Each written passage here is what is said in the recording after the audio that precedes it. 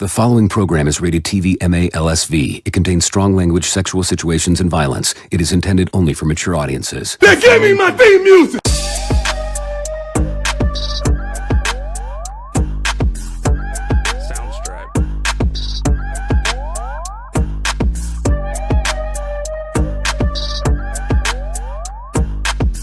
This is a Planet Fanatics production.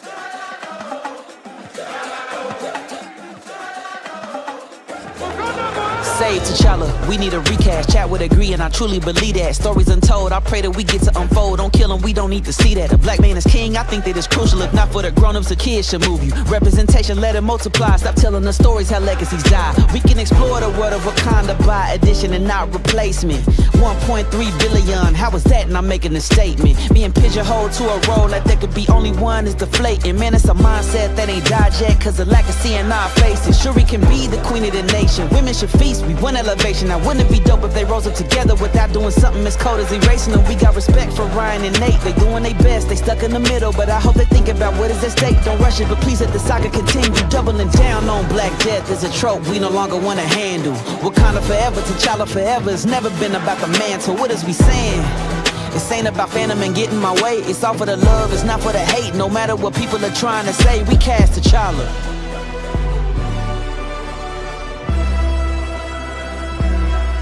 We cast T'Challa.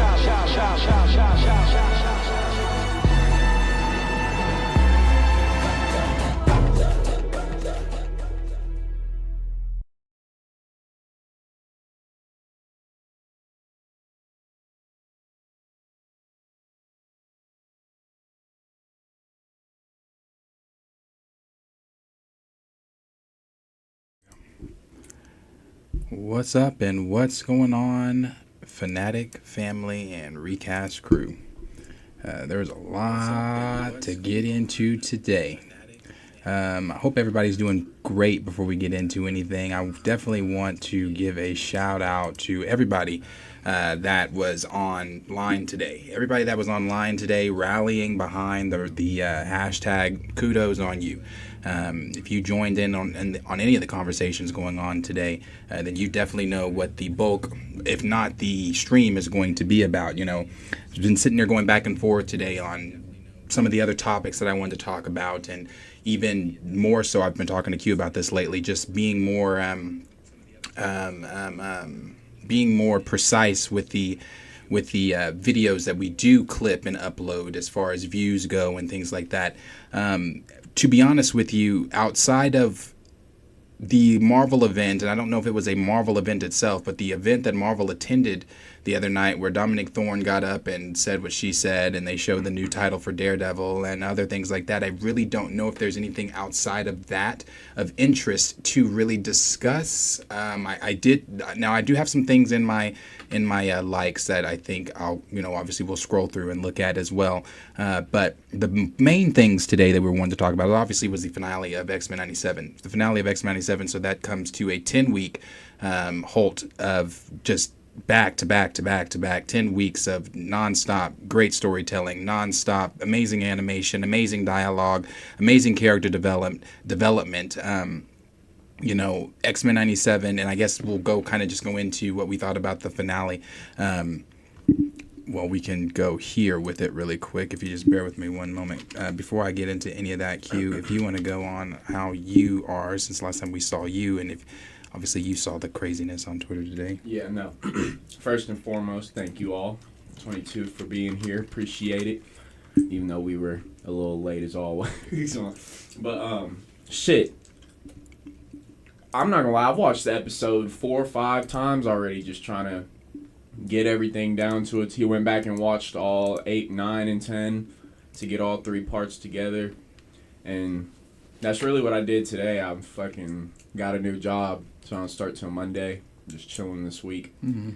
Taking a little week off, getting some rest. But, I mean, like I was just saying 20 minutes ago, shit, I've been ready for tonight all day. So. Me too, to be honest with you. I've been ready for tonight. Actually, I'm going to digress on going through this screen by screen like we were going to. I think we're just going to give our thoughts on 97. If there's a specific scene you want me to go to, I can skip to it. But just for me overall, again, I'm going to continue to say it. I don't know if there's really anything that can be said about this show that has not already been said about this show. This show is absolutely phenomenal. Absolutely phenomenal, from just the cameos to the, again, like I was saying at the beginning, the dialogue, the storytelling, this character development. This show is amazing, and I've said it before in almost every review we've given it. It is, at one point for me, it was up there with the best thing that we've had since Endgame, but it is the best thing that Marvel, one of the best things that Marvel has put out in its 16 years of being Marvel Studios. This is truly great storytelling. And again, like Bo put out today, he put out a list of all the other people that were involved in the show outside of just him. And he said it takes a huge team to make all this possible. That goes from having the original voice actors back to having, the writing team that he had, to the people that picking up right where they left off. I've said it before when we talked about 97. One of my biggest trepidations for 97 was I didn't want Marvel to come in, being the current Marvel that they were when it was announced, to come in and mess up, especially when they said it was picking up where the original series left off, mess up what the 92 series did so brilliantly. I've said this before as well too. That was my introduction outside of the Spider-Man series. That was my introduction to Marvel. I then picked up comics here and there and things like that. But as far as my introduction to Marvel, that 97 or Xmen92 was it. So I really, that for a lot of us, I would like to speak for a lot of 90s kids when I say this. That is a show, if you did watch that show and, introduced to it by Marvel, that we hold very dear. That was, what's 5 seasons of great storytelling, great character developments, the same things that 97 does now. But the only difference in 97 is they have elevated that storytelling. I think a lot of us would have just been comfortable with them just keeping that same tone if they would have come in and just picked up right where it left off in the 92 series, keeping that same tone and everything like that. But they've elevated it. They've taken that and just made it even so much more better. It's the cliffhanger that we're left on. It's an amazing show. Again, the storytelling is phenomenal, and they still did that finale within 40 minutes, within a 40-minute span, and that's still not the hour runtime that some of these other shows have, and they still failed to do that. So again, for me, it's hats off to Bo. It's hats off to the team. It's hats off to everyone involved with the show. Everyone involved with the show should be very proud of themselves. They should be patting themselves on the back for sure. I also think that I do want to address this before you go on some things. I know that those Nielsen numbers, we talked about that the last time, the Nielsen numbers, and at first I was like, is this real? And I was like saying, well, this is from Nielsen, it has to be real. I've seen a lot of thumbnails on Twitter today saying, flop, here's why, blah, blah, blah, trying to clickbait you into clicking on why Xmen97 flopped. Well, the show didn't flop. It just didn't get as much praise, or not praise, really. Didn't get as much watch eyes as some of the others. And the reason being is just because it's a word of mouth thing. I guarantee you, when we get further into or later into this year in 2024, especially when season 2 comes out, that watch time for that is going to go up. You're going to see that spike. How you're hearing right now that Echo is the most watched thing, that spiked. That at the time Echo was not the most watched thing. That has gradually grown because why? It's Echo. The difference between Echo and Xmen97 is Echo fits into that live action realm, to where a lot of normal fans were already introduced to the live action realm due to Endgame being as what it was, Infinity War being what it was. A lot of the casuals cling on to the live action stuff, whether it be good or bad, they still watch it. And since watching Echo, a lot of casuals tuned into Echo. A lot of the casuals aren't tuning into 97. I say that, but again, at the same time, I did see a lot of casuals on my Facebook page. I'm showing my age. I'm on my Facebook page having conversations I've never seen have conversations about Marvel otherwise. So the show's not failing. Like I said, by season 2, I guarantee you those numbers for season 1 are going to go up because of the rewatchability that 97 does have. The people that have the word of mouth of people hearing about it, maybe not wanting to jump into animation automatically or whatever. But 97 is again a phenomenal show, and I think it also helps that the MCU is the MCU, because seeing Captain America in this episode, seeing all the characters we saw in this episode, it hit different because we've seen them in live action within the MCU and things like that. And I say it hit different because if this were, again, before the MCU, and you put an Iron Man or Captain America, you don't have the same, I don't think, I had a reaction just seeing them, because it was more so I had my connection, obviously, to Chris Evans's Cap and Robert Downey Jr.'s Iron Man, and just the connections to the MCU that I already have, and just things like that. So seeing them was exciting, but obviously not the reaction, the same we didn't record today's reaction, but if you would have, I was laying in bed when I saw who I presumed to be T'Challa pop up. I was like, oh shit, there it is, I was excited, but then that was quickly deflated. But so I again, phenomenal show. I cannot wait for season 2. Q, what are your thoughts on this show? Episode, just to kind of touch on what you said, the fact that everything was, most shows have 45 minutes to an hour each episode, and so when I go back and think about what they did in 30 minutes each episode, and I don't know, I feel bad for kind of complaining about what we got sometimes from each character, because, there is time limitations that he was given and all that to tell a story, and so, it's always one side of me that understands and one side that questions everything, but it's like, the final episode was, like you said, everything we've had from every other episode. It was 10 out of 10, great. I personally did have complaints about it just because I don't know. I wanted more in the end. I don't know. I don't like the way they ended off with Charles and Magneto. I wanted to see a little more in the end at least, but I don't know. I felt that whole little thing in his mind was not the way I would have did it. I don't know. I didn't like that. I don't know. Yeah, like that. I like the part with their mind a little bit. I mean, I think there were things well, go ahead and finish on your part. I don't know. There's just, I like definitely how they started off with the bar part and everything, but there's just parts I would have changed about him drowning and flooding in his own mind and fighting that battle and everything.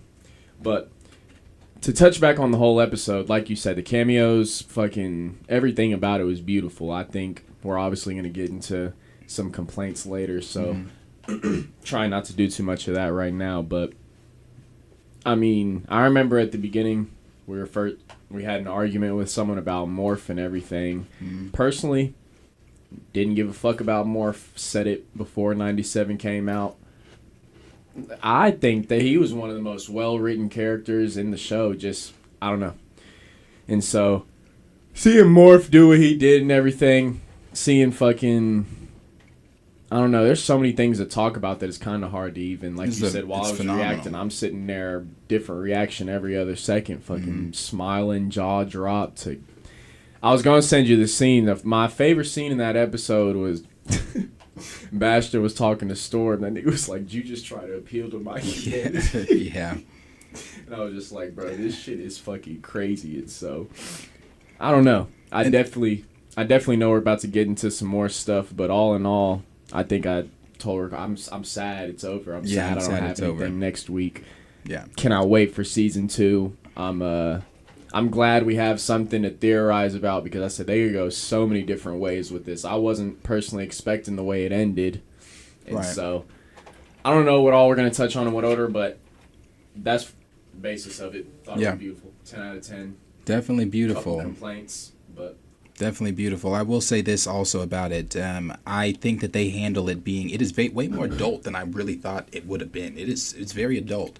And when I say adult, I'm not talking about like, oh, the gore and like the cussing. No, I'm not. I'm talking about like the dialogue. Some of that stuff, those themes are going over kids. The kids that are watching are going over their heads. Like they're not. We've talked about that like the big beginning. Yeah. We don't need all the blood, gore and shit. I mean, we just not everything needs to feel like it's targeted for the kids, even though it is for the kids. You know, you can have that balance in the sense of, oh, these are role models for the kids to look up to. This is representation, but at the same time, these are adults going through adult stories that kids are looking up to, and so there's got to be a little bit of realism to it. And so definitely what you said in the dialogue and everything, that's one of the things I was also going to talk about.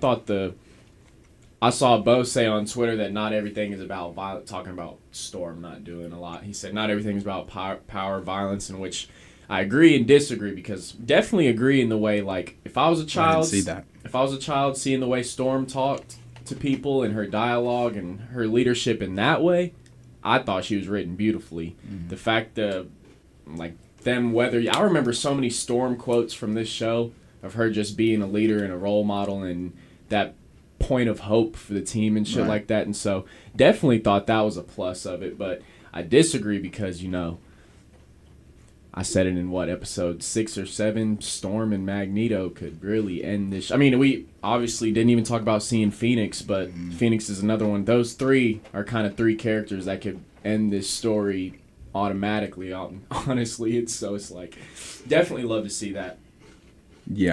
Yeah, it's a great show. It's a phenomenal show, and like I said, I really can't wait for season 2. Now, did I want to come in here and go deeper into 97, and will we do that at some point? I'm sure we will. But the conversation now shifts. That's not what today's about. Yeah, that's not what today is really about. And as I said at the very beginning, I had other things that I maybe wanted to go into, but we'll see how this goes. I initially wanted to get in here at 8 a.m. I finished watching the episode around 7. I have to be at work at 8:30. I was like, I got an hour and 30. I can get on there. And you told me it was doing it differently. I watched that motherfucker at 2 a.m. Yeah. I was like, I can come in here and do it, you know, come in here and say what I got to say about the removal of T'Challa. And before I get into any of this, I want to make sure for anybody new that may be watching, because we may be garnering some different eyes that are not our typical eyes today because of the conversations that were had on Twitter. I want to make this very clear. I have, from the very beginning of my stance on this topic, have said that I don't hate, and I know that I've seen people saying that, making that insinuation. I don't hate Ryan Coogler. I don't know that man. Oh, no, yeah.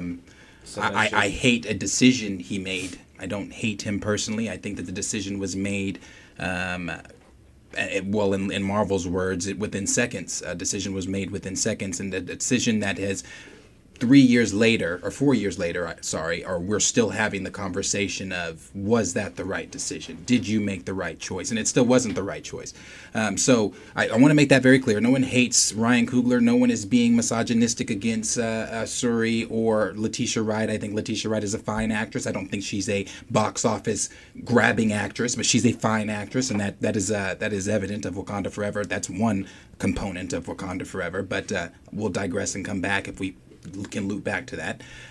But with what's going on in, we were told at the very beginning of all this, we've been told, shut up. I've been called weird. I've been called embarrassing. I've been called the you're the one in the black community that we get, Everything. Yeah, I've been called all types of different things while advocating for this community. I get on Twitter, see tap dancers. Yeah, getting called a tap dancer and all this type of stuff. When I'm simply trying to advocate for this community, trying to advocate for why it is important for this character to be on screen, and not just to be on screen, but to be seen by young black men and young kids or young black kids and things like that. It's important. I've talked about that. I'm not going to go deep into that because we've talked about that. So I do find it weird when people from within our own community, our people of color, are coming onto the conversation and saying that it's weird that you are advocating for the first black superhero that's not a derivative character, that's not a side character to you're advocating for this character to be on screen. I find it weird that you are going against that. That's what's strange to me. And maybe if you, again, I've invited many of you on to come and have conversations, and maybe we can try to see where it is you're coming from. Maybe you can see where it is I'm coming from, and we can have that conversation. But y'all run from that every single time. We've also, from the very beginning of this, been told, let it go. This is Marvel's decision, X, Y, and Z. You may not get them in live action, but they've got other projects. They can do other things with T'Challa that's not within the MCU. Okay. We were told all those things. Now here we are, 4 years later, on a show that's not within the MCU, and I'm just going off of what Bo said today when he was asked about it by the account that asked him if that was T'Challa or T'Chaka in the episode. To where Bo said, I can't speak. Well, he said it was T'Chaka, but then when he got asked again, I'll read it for you. I'd like to know, because otherwise it's extremely weird to not show T'Challa in a out of MCU continuity animated series when every logical choice would be that it should be him and not his dad. MCU Black Panther should not affect other projects. To where Bo said, I can't speak to that choice.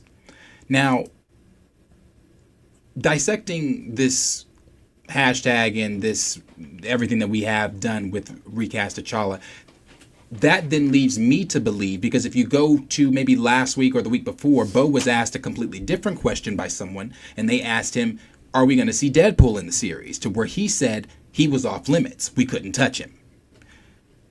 So if he was off limits and you couldn't touch him, and then you got him this week talking about I can't speak to that choice, and that means that's coming from the higher ups. Obviously, we all know that's not a Bo DeMeo decision. Why? Because he is as knowledgeable as he is of the comics, as knowledgeable as he is of the 90s series. He knows that all those shows, no matter what you're being told on Twitter, all run in continuity with one another. Brad Winterbaum, the current executive behind Kevin Feige, has talked about this. He said that all those shows are in continuity with one another from the 90s era. Okay, so if those are all in continuity with one another, when we watched 97 today, and we saw the first appearance of Black Panther with Adore Milaje, we all jumped and screamed because we thought, okay, yeah, that's T'Challa. He's in it. But I'm going to backtrack just a little bit.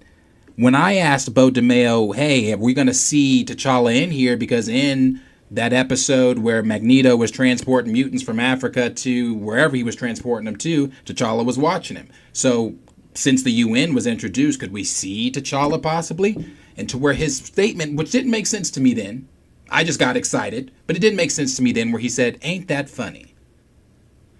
Dissecting that shit today, it makes sense when he says, ain't that funny? He's saying, like, I felt like my takeaway from that was, ain't that funny, you're not getting the T'Challa you think you're going to get. It's going to be the Black Panther, but it's not going to be your T'Challa.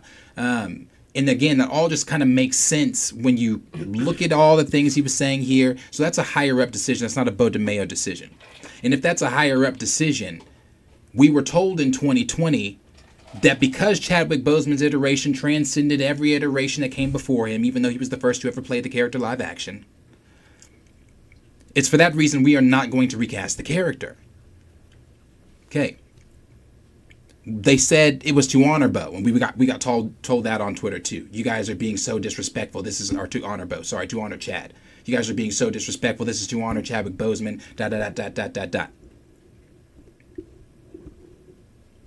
I don't know. I've said this before.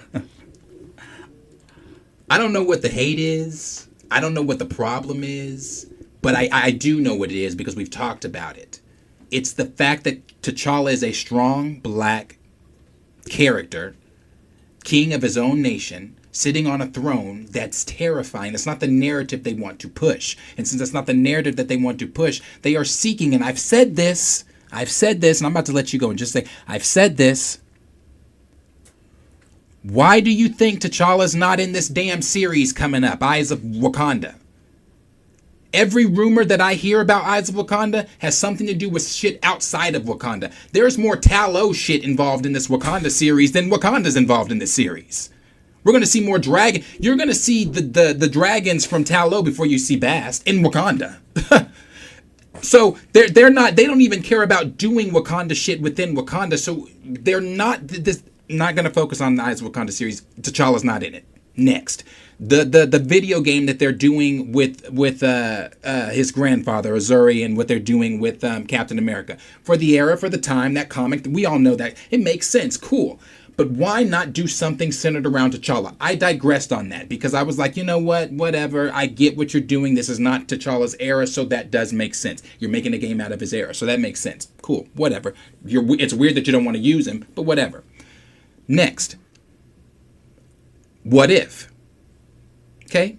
I'll give you that one too. Makes a little bit of sense because the episode was an older episode. It was an 80s version of the Avengers. Cool. You don't want to use T'Challa. Still weird. And the reason I say that What If one is weird is because if you go to the first season of What If, when T'Challa was the last thing that Chadwick Boseman did for Marvel Studios, when he lent his voice to voice Star-Lord T'Challa, that is the highest rated viewed episode to this day on that season.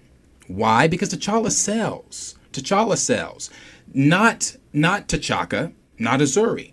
Now the game I'm sure is going to do just fine. That's cool. Now we fast forward now to 97, where we are today.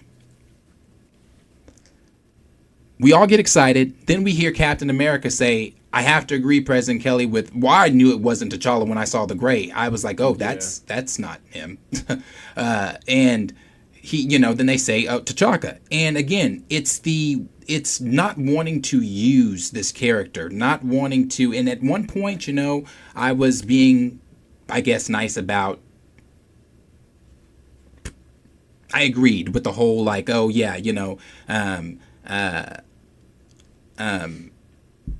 well, I don't want to say I agreed with that because I didn't agree with the wanting to honor Chadwick in that way. So everybody that's been saying they want to honor Chadwick, how is this one honoring Chad? So you're telling me that the character can not only not be used within the MCU, but the character's also now not going to be used in animation. But again, I've been saying this. I've been trying to prep everybody for the coming darkness. I've been trying to tell y'all what it was going to be. That they are not interested in using T'Challa in any format. I'm gonna be honest with you though. I was very shocked that they chose to not use him in animation. I was. And for everybody that's been trying to make it make sense, you stop. Yeah. None of that shit makes sense. None of that shit makes sense. The Avengers, all the heroes that were shown would be T'Challa's peers, not T'Chaka's. So none of that shit makes sense. There's other things I want to say, but go ahead and jump in on that. I'm going to say, I'm sure we'll get to the shit on here, but I don't know. Just firstly touching on that shit, I want to say that you can tell it's done purposefully by the studios because the average viewer doesn't care. The normal viewer doesn't. My mom, if she were to watch the show, she could be enjoying the show all 9 episodes, get to that 10th episode, and not give a fuck that it's T'Challa or T'Chaka. Anyone who doesn't know comics doesn't care. You can tell it's purposefully done to, honestly, that this is what I'm getting from you. It's purposely done to rile up the community that supports him. Because like you said, I was honestly shocked to see it wasn't T'Challa there because it points, every arrow points that's T'Challa's era, like we said. I mean, we got 97 the intro. We got them talking about it at whatever it was at SDCC. Mm-hmm. They said from the rip they were continuing from the 90s series. I took that as, okay, they're bringing the animated universe back. They're going to do whatever this was. Because I remember we said, it doesn't really make sense for what they're doing right now because nothing's fucking going right in the universe, and so I don't know why they would focus on this. I'm glad they did now because hopefully it is starting up the animated universe, but you can just tell that shit, I've said it in so many episodes before. I have no hope. No. I told y'all not to have hope. You can go back and watch it. They have no intentions on doing that shit right now. They have their mind elsewhere, focused on other things. But to purposefully have his name taken out of a story and his character that's different to me. I've never, it's different with Wakanda Forever in the sense of, let's kill them off, do whatever. That's a whole different problem itself. This, in my opinion, this starts is different. A whole new problem. This is a different conversation. Because you intentionally messed up continuity for, I don't even know, to prove a point. That's where it's like, I don't know if it's either to prove a point, to piss people off. What it is you have now once again taken this character off the playing field. You have now once again told fans, we don't give a damn about your hashtag. See, but my thing is, it's purposefully, though. Yeah, it is purposeful. We watched Vo's work. We watched every cameo be perfectly inserted, everything. And so, in my opinion, Bo's idea was that is T'Challa, And then once Feige, everyone read the script, they're like, no, we got to change that. We're not doing that. That's not going to happen. Because even, like you said, the way he's been answering shit on Twitter, I read that he's had to delete a couple tweets about shit. I don't know. Yeah, no, it's a again, I've said these things before when it comes to this character, but it is a fear. And that is now what I've been saying it from day one. I'm saying it here today. It is a fear. It is a fear of the character, what the character represents. Again, Marvel never expected back in 2018 or 2016 for that film to do, or when did the first 2016, back in 2016, for that film to do what it did. That first 1.3 billion, they weren't expecting that. So when it did what it did, and it inspired, and there was a cultural movement, and again, we've talked about this in other live streams before, but the Black Dollar, when you have the culture behind you. You had people going to that stuff, and I've said this so many times. You've had people going to that film that didn't know shit prior to the MCU. They couldn't have told you who Iron Man was, who Captain America was, or unless you just happened to have seen them in pop culture. They wouldn't have been able to tell you that. You had people, again, like my mother, who doesn't give a fuck about the MCU. Now, does she ask me how my live streams were and just out of love ask me what they were about? But does my mother actually give a damn about the nitty-gritties of the MCU and who these characters are? No. But she went and saw the Black Panther film because it was a word of mouth type of thing. I had seen it 16 times. I saw it with the basketball team after, when we rented out that theater. I saw it with so many times, with so many different people, so many times. And like a lot of people saw it so many times. It was a cultural movement. It was a different time.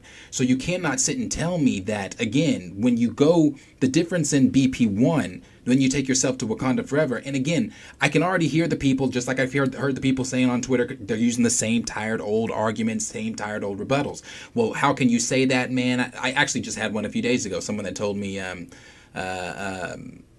come on, man, he was juggling a tough decision. He had lost a friend. He didn't know what to do, da-da-da-da-da-da-da-da.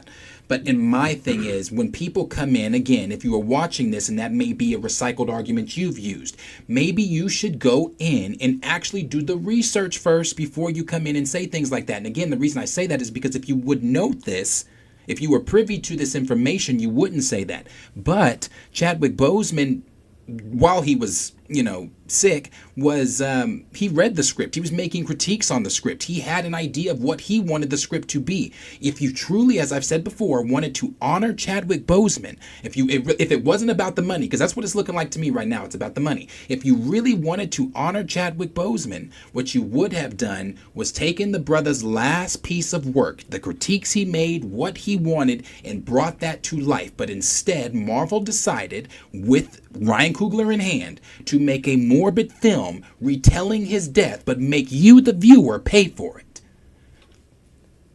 That's not what we asked for. That's not what we wanted. And for everybody out there, well, what could they do? Their hands were tied. Your hands are not tied in a fictional fucking world. Your hands are not tied in comic books. How many times in Marvel Comics have we seen the entire Avengers team die just to be brought back with some convoluted plot? Every single time.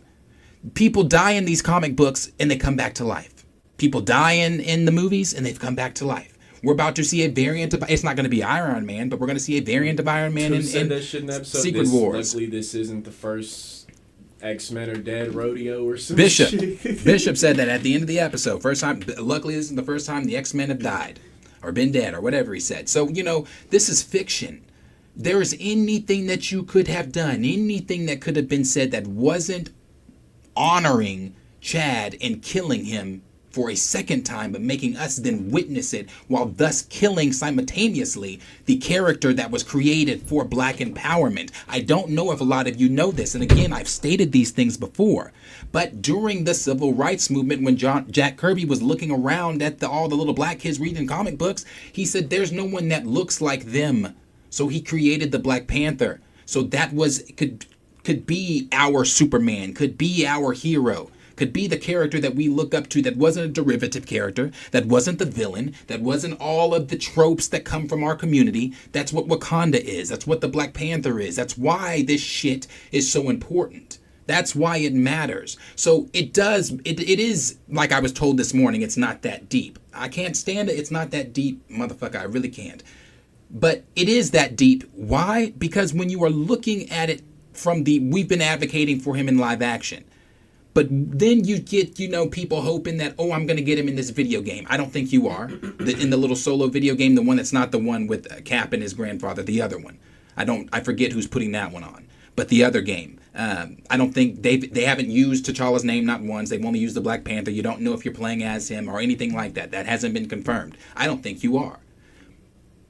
So you're not, you have him in the video, you're not using him in the video game.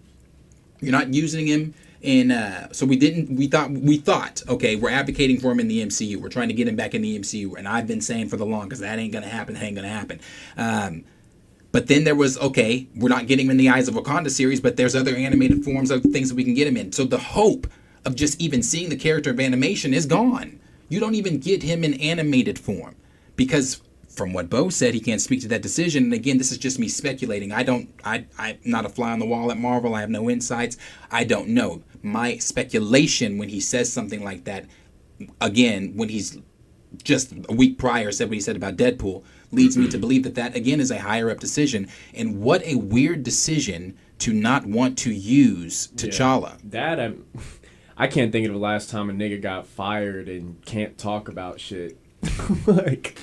So I don't know what got signed in the sense to the nigga's not even employed there currently and can't talk about this and can't speak to that, and niggas up all night answering questions and shit, but the second T'Challa question is asked, can't speak to it this, can't speak to it that.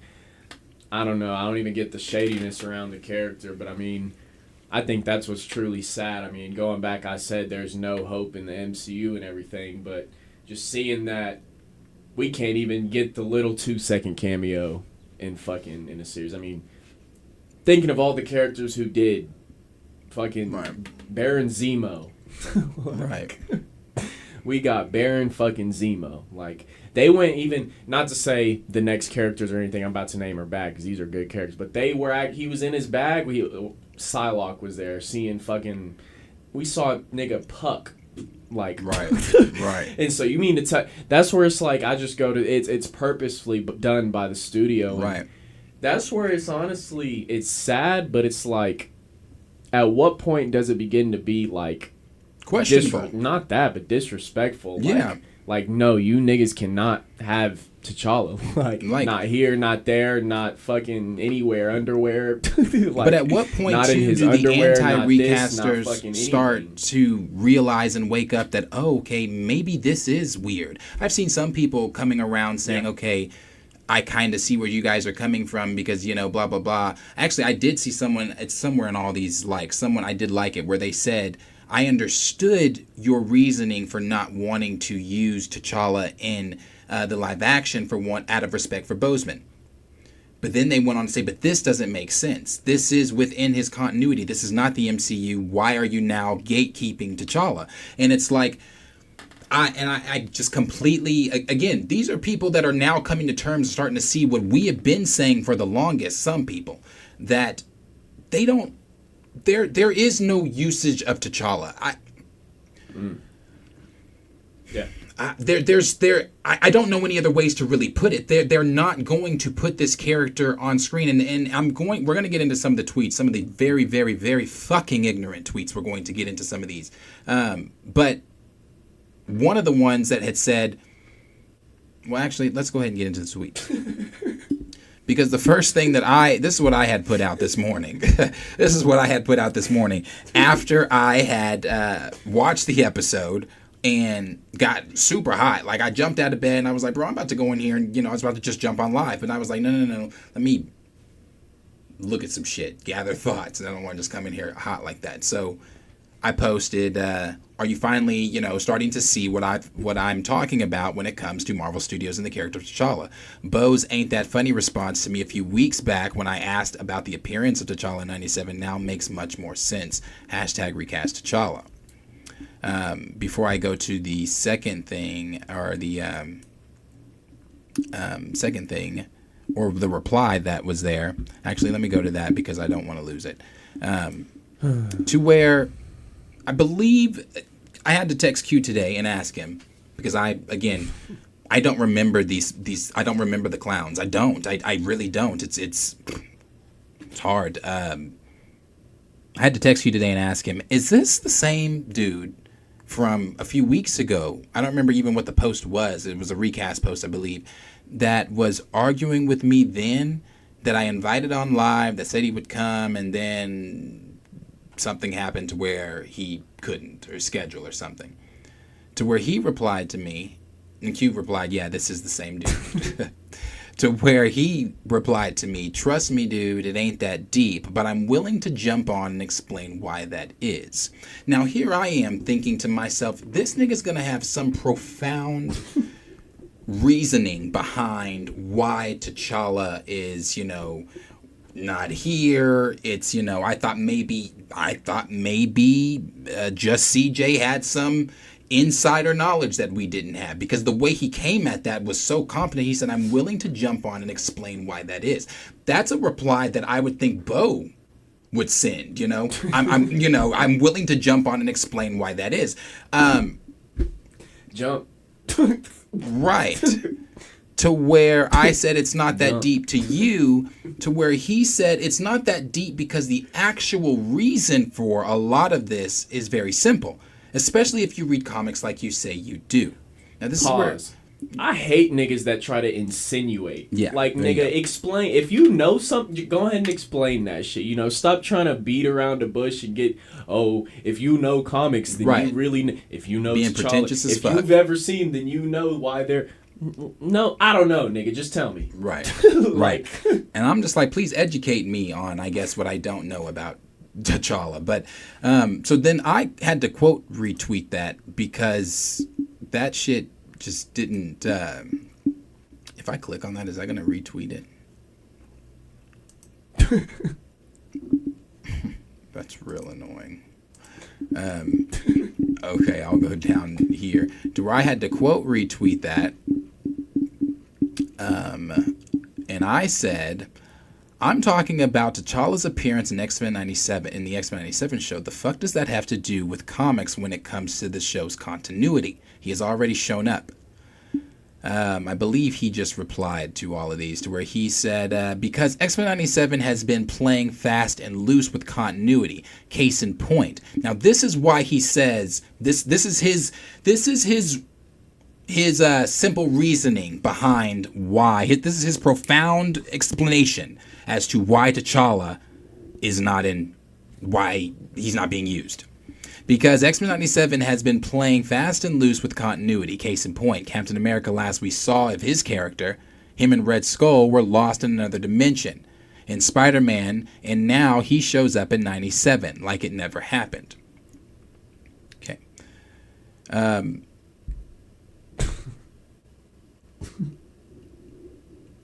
I need a soundboard. That is his. So anyway, to where my guy Idris came in and said, kind of like how Mary Jane just randomly showed back up. It's logical to assume Peter ended up finding her after all. And the same logic can be applied to Captain America, that he eventually escaped another dimension. I don't know why we are now assuming, or why we're playing dumb, or they're playing this game of dancing around, what it actually is, and wanting to give these dumbass replies as if we've never seen shit happen off screen before, as if Cap couldn't escape the dimension, and like the camera just had to be on that. I mean, there's plenty of things in the MCU that have been that have happened off screen that are on the sacred timeline. Did not explain how Charles got with the Shi'ar. Right. Like, let me not even get down that road, because that's just, like I said before we start, that's just so simple to me to assume. The next time, if we're in the MCU talking, the next time we do see Chris Evans as Cap, I mean, it's safe to assume something happened while he was returning the stones. Right. Like, we're not just thinking the nigga returned the stones all crystal clear, perfectly fine, right? Right. So it's safe to assume some things, like, how characters move. The nigga Cap didn't stay in one dimension the whole fucking... I thought that argument was flawed from Rip. But here's the thing Here's the thing that I want to say. I don't understand how niggas can just argue and be wrong. Like, you can... And continue. You'll sit online, and one, nobody's agreeing with you. And two... not just one, but like everybody's trying to not just prove you wrong, but actually trying to show you, no, this is what happens. That educate you, show you, like reason with you, but like niggas just want to argue, be ignorant, and so that's why I personally didn't say shit this week. Because last time the nigga said, if you know comics, this is exactly how. All I had to say was issue, panel, comic page number.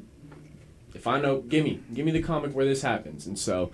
I don't know why, like I said, always try to insinuate to this, because truth be told, none of us know what the real... I mean, we can all speculate. But there's speculation. There could be something signed. We don't know anything real that goes on in Marvel Studios or anything like that. But we can tell just from trends that happen going on and everything like that. Right. Oh, T'Challa's not here. They must know. If I wanted a character somewhere, he'd be there. And so the simple fact that he's not tells me they don't want him there. Like, and that's just being a realist, Brand. I mean, like I said, I as I've said before, I'm looking at this in the here and the now. And in the here and the now, Marvel Studios has not given any fucking indication that they give a shit about T'Challa, that they're going to put T'Challa back on the screen, or anything like that. There's been no indication from Marvel that they're doing that. I know everybody's being hopeful about Secret Wars, and I'm still going to give you that. That is probably the next place and the last place that you are going to see T'Challa. It will be in a multiversal form. They're not. I truly do believe that they are not going to do that. They proved me wrong with 97, but shit. Now, if he's not in Secret Wars or a variant, okay. That live stream would be very different. But I don't think they're going to do that. I think that you actually will get a variant of him. So I think that will be the next and the last time that you see him, because I know everybody's holding out their hope for BP3 and this and that. I'm telling you right now, it ain't that. I might not even watch that shit. I'm not gonna lie. Oh, I'm not. If he's not in it, I'm not paying just attention to it. Just because the storyline already ruined. I don't give a fuck about the story. Yeah. Yeah. Unless it's some Black Panther Avenger film or some shit like that, how they combine caps. But here's the thing. Right. I mean, we've said it multiple times, and we can keep saying the same thing over and over, but at the end of the day, I don't know what we'd have to do to get him on screen. And we can say the same thing about T'Challa, but it's not just T'Challa. It's every strong... Blue Marvel's not on screen. It's every stronger black character. Mm-hmm. Like, it's not just... Like, as much as Queen Ramonda may be little to some, that's a big character that they really just killed for no reason. And maybe Angela Bassett wanted out. Maybe she will... Maybe contract. Maybe pay. We don't... Like I said, we never know, but... The way they killed her for no reason, as if that was needed for the storyline. She objected against that. Yeah, I was about to say, I'm pretty sure she did. So, yeah. I don't know. It's like, yes, we can't even get fucking Blade. Like, no, that's and it. Blade's not even love Blade, but Blade's not any nigga I want my kids to look up to or anything. He's not like this represent. That nigga's just cool, you know. Right. There's all shit that we want to see just because that shit's cool. Like, who doesn't want to fucking watch a Daywalker? And so, the fact that we can't even get that, we got a Cloak and Dagger cameo, and I mean, we did get some black cameos and everything, but it's like we don't get in live. We don't even have Luke Cage. We don't have we have Sam Wilson. Like we got Monica, but she's in another dimension. That's what did we? Sam's did we powerless. Get Monica? I've said this. We've said these things. So it's not just to sit here and say like, yeah, the topic of the night is T'Challa for sure. Don't understand how, like I said before, ripping apart continuity in order to stand your ground on an opinion that's wrong. And it has no relevance to, maybe it is MCU connected, maybe it's not, but the story you're telling in this world has no relevance to what's going on in the Earth and this MCU Earth and shit. So, right. I don't know. Some of this shit just doesn't make sense, and it's hard for me to even try to speak positive because all I really want to do is speak negative because I don't agree with it. Like, it's hard, and it's not, I hate to get on the mic and everyone be, Q's about to shit on this, Q's about to shit on that, but I mean, If a nigga could tell me something right about that, like, I like the nigga Cape. Like, no, like he looked dope. For it to be T'Chaka, well done. Honestly. But is that who the fuck we wanted? Who the fuck should have been there? No. Am I sitting here trying to disrespect that to say he's not fucking representation? No. But at the same time, that's not the character that's introduced. That's just confusing. Like, you're confusing everyone, pissing people off. Like I said, average fan doesn't care, doesn't give a damn. Like, niggas watched the episode and then went to work or got home from work, watched it, cool. But, like I said, it just, I don't know, I feel like I'm a fucking... We've talked about, we've talked about merchandise stuff before. That too. You know, T'Challa sells. You look at just anytime any of the merchandising things. I mean, you still got Okoye and Nakia and them on the clearance rack for $4 at Walmart now. I'm talking like they've moved them from the clearance rack to put them at my Walmart, at least, in the middle of the aisle on a new rack that basically just says take. Like none of this shit works without T'Challa. It just doesn't. None of it works without T'Challa. And you can try to twist it and spin it and try to make, these convoluted fucking tweets about it all you want and try to make it make sense, but none of it makes sense without T'Challa. It just simply does not. And the fact, again, that you are now removing him from the animated field, I don't know if more is ever going to come out about that in particular.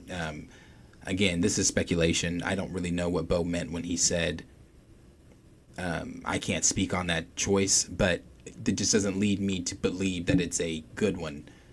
I just don't again, continuity-wise, those are his peers. Those aren't T'Chaka's peers. Yeah. Like, and if this is supposed to be continuity-wise, and I believe it was in the Fantastic Four series where he was explaining his father's death, and that had happened 10 years prior to him meeting the Fantastic Four in that episode. So it's like continuity. So, then this is the theory he gave. To where my reply to him to that last thing he said, I said, yes, but you initially came for my knowledge of comics when that had nothing to do with comics but the continuity of an animated TV show. Yes, I see the loose play with the 90s show's continuity. However, Bo himself, when asked, said, I can't speak on this choice.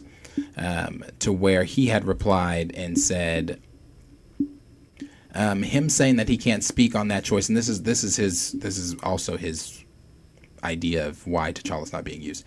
Him saying that he can't speak to that choice could mean a lot of things, but let's keep it 100 for a second. Characters in comics get put on ice on a hiatus all the time in order to build up anticipation when they come back. That's what's happening with T'Challa at this moment. So, what you're telling me is in order to drum up more sales for T'Challa, the anticipation for T'Challa, they've decided to shelf T'Challa. So in order to get people excited for this character, that every time he does appear, people go crazy. Just like today, when everyone assumed that was T'Challa. I wasn't in everyone's homes when that scene appeared, but I'm assuming, like myself, a T'Challa fan, I literally got up. Like, I got out, I sat up in bed and was like, oh, it's T'Challa. And, so I'm assuming other people had, actual reactions to seeing that.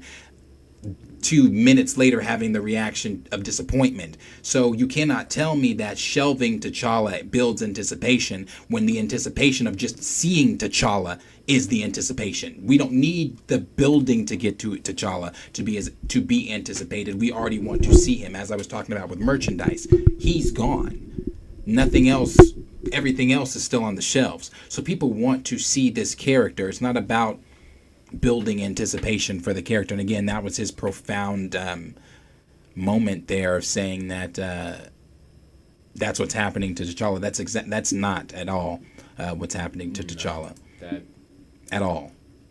Let me just... No, like, that's not at all what's happening to T'Challa. Let me just say that, not even that, but the idea of, oh my God, this shit is so popular, let me take it away and then give it back to him in a couple of years so that they're more excited for him. In any, nowhere.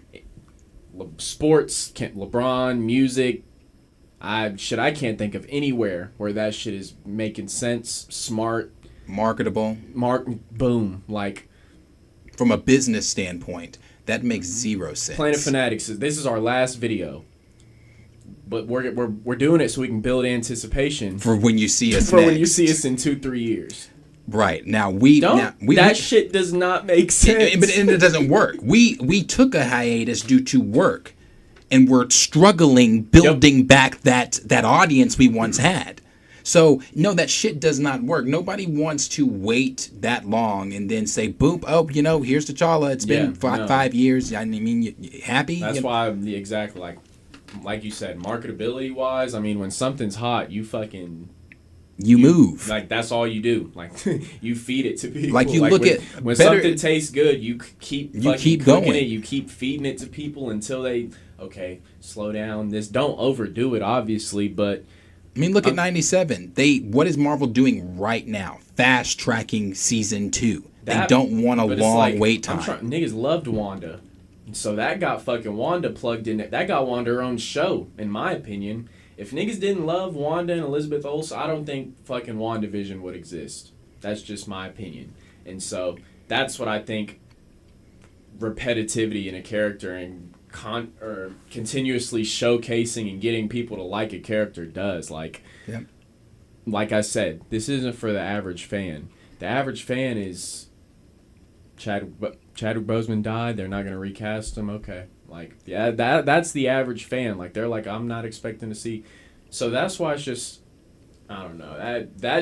I didn't read a lot of this shit because it was really going to be a waste of time to me because none of this shit makes sense that the nigga's saying, like. No. And like I said, that shit might work with fucking food. Like, yo, nigga, you ain't had a taco in so long. 2-3 years go by. You'll be so happy to have a taco. Like, nigga, somebody in prison, yeah, sure. Yeah, no. A nigga locked up in prison can't wait to get out and have real food, sure. But, some shit like this. Yeah, no, this shit might work, like, sexually or something. Yeah, this is completely different. Like, saying that you're trying to build anticipation to a character, that's fucking dumb as shit. Like I said, this is Xmen97. They're trying to fast-track season 2 right now. They don't want a long wait time. Because of what happened to... Look at Invincible. I was just about to say. Look at Invincible. No one gave a flying fuck about Invincible. See, people watched it. I watched it. People watched it. It was fine. I didn't like it. It wasn't season 1 for me, but it was fine. I don't want to hear the Stranger Things argument because that shit took a while and it didn't... You don't need to build anticipation for that shit because everyone was already... They took too long for that shit. Like, they took way too long for that shit. That shit should have been fast tracked. Fucking, I didn't watch Stranger Things, but from what I know, I don't want to hear shit about that either. But from what I hear about everything, it's like you took that away, but at the same time, you brought it back with the same energy, same care, same everything as before. So that audience was already there. My opinion. So yeah, no, it was so it's just this is not the same thing. So that's that argument was weird. And then proof. Yes, this Love right when niggas here. do this. Hate when niggas insinuate and speculate. Love when niggas here. Watch this. Yeah, he had said this is what he said. I don't know who he was speaking to, but he said 90s animated continuity is laughable because there wasn't a continuity except for getting the voice actors of those respective characters to show up in other shows.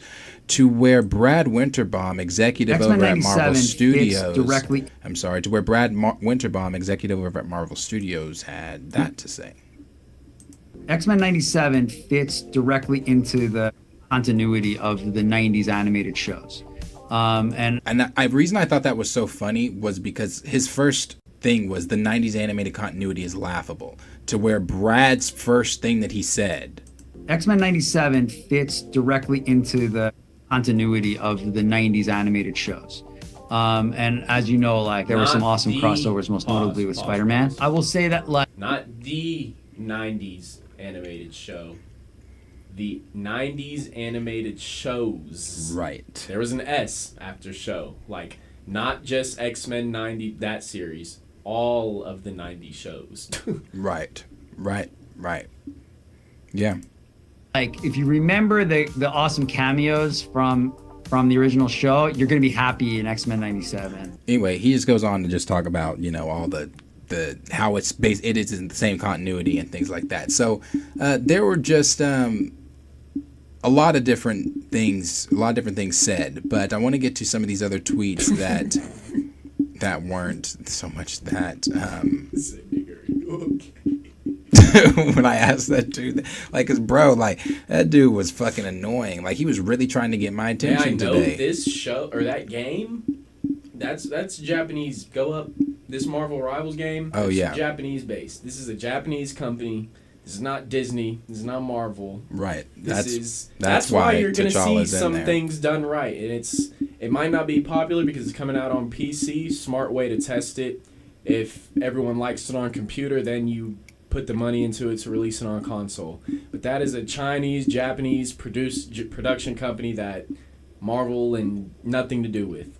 Right. That's why T'Challa's name is attached to that. And that's why, from all the leaks that I've seen, the nigga is fucking OP in that fucking game. That nigga's done That's right what I've there. seen. I've seen a lot of... Appreciate you, Andre, for the super chat. Thank you, Andre. Andre said, the amount of anti-recasters that have no clue about why recasting T'Challa is so important is mind-blowing. It is that deep. But see, they pretend not to know. It's a ploy. They all are smart enough. I would assume. I would like to assume because well, let me not assume because I don't want to assume because like he said to someone earlier, which I do agree with.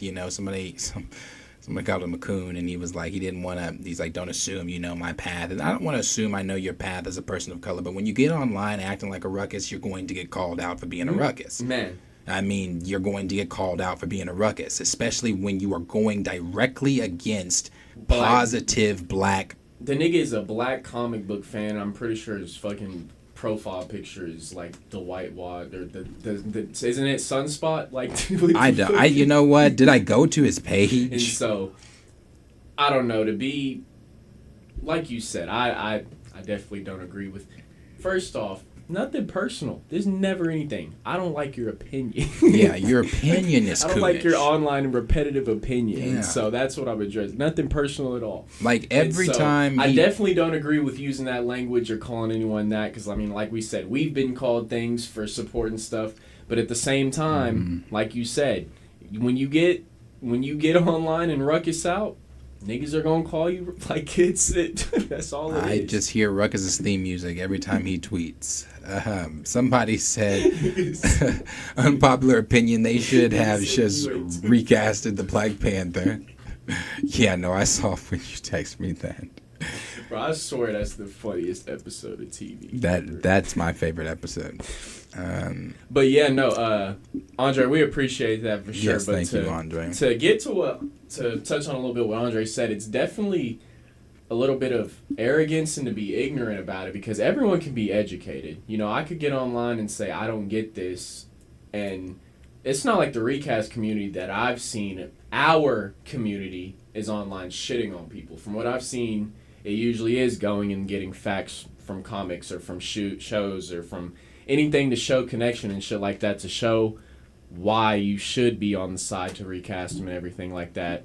And so it's ignorance in the fact if people are unwilling to be educated. You know, you can show people all the facts in the world, but if they're not willing to listen, I mean, what more can you do? And so I think that might be one issue with anti-recasters, is the simple fact that when some people don't like being wrong. Me, I don't, everyone's wrong. You know, I've been wrong. When I'm right, I know I'm right, but I've been wrong before, and I was wrong. Right. I can say that. Some people don't have it in them to come out on the internet and be like, you know what, I was wrong. Thank you. They'd rather stand on fucking, like I said, false opinions earlier. The same thing that Marvel Productions doing with not inserting T'Challa into the show. And so that definitely is good point to make, but it's definitely, I don't know.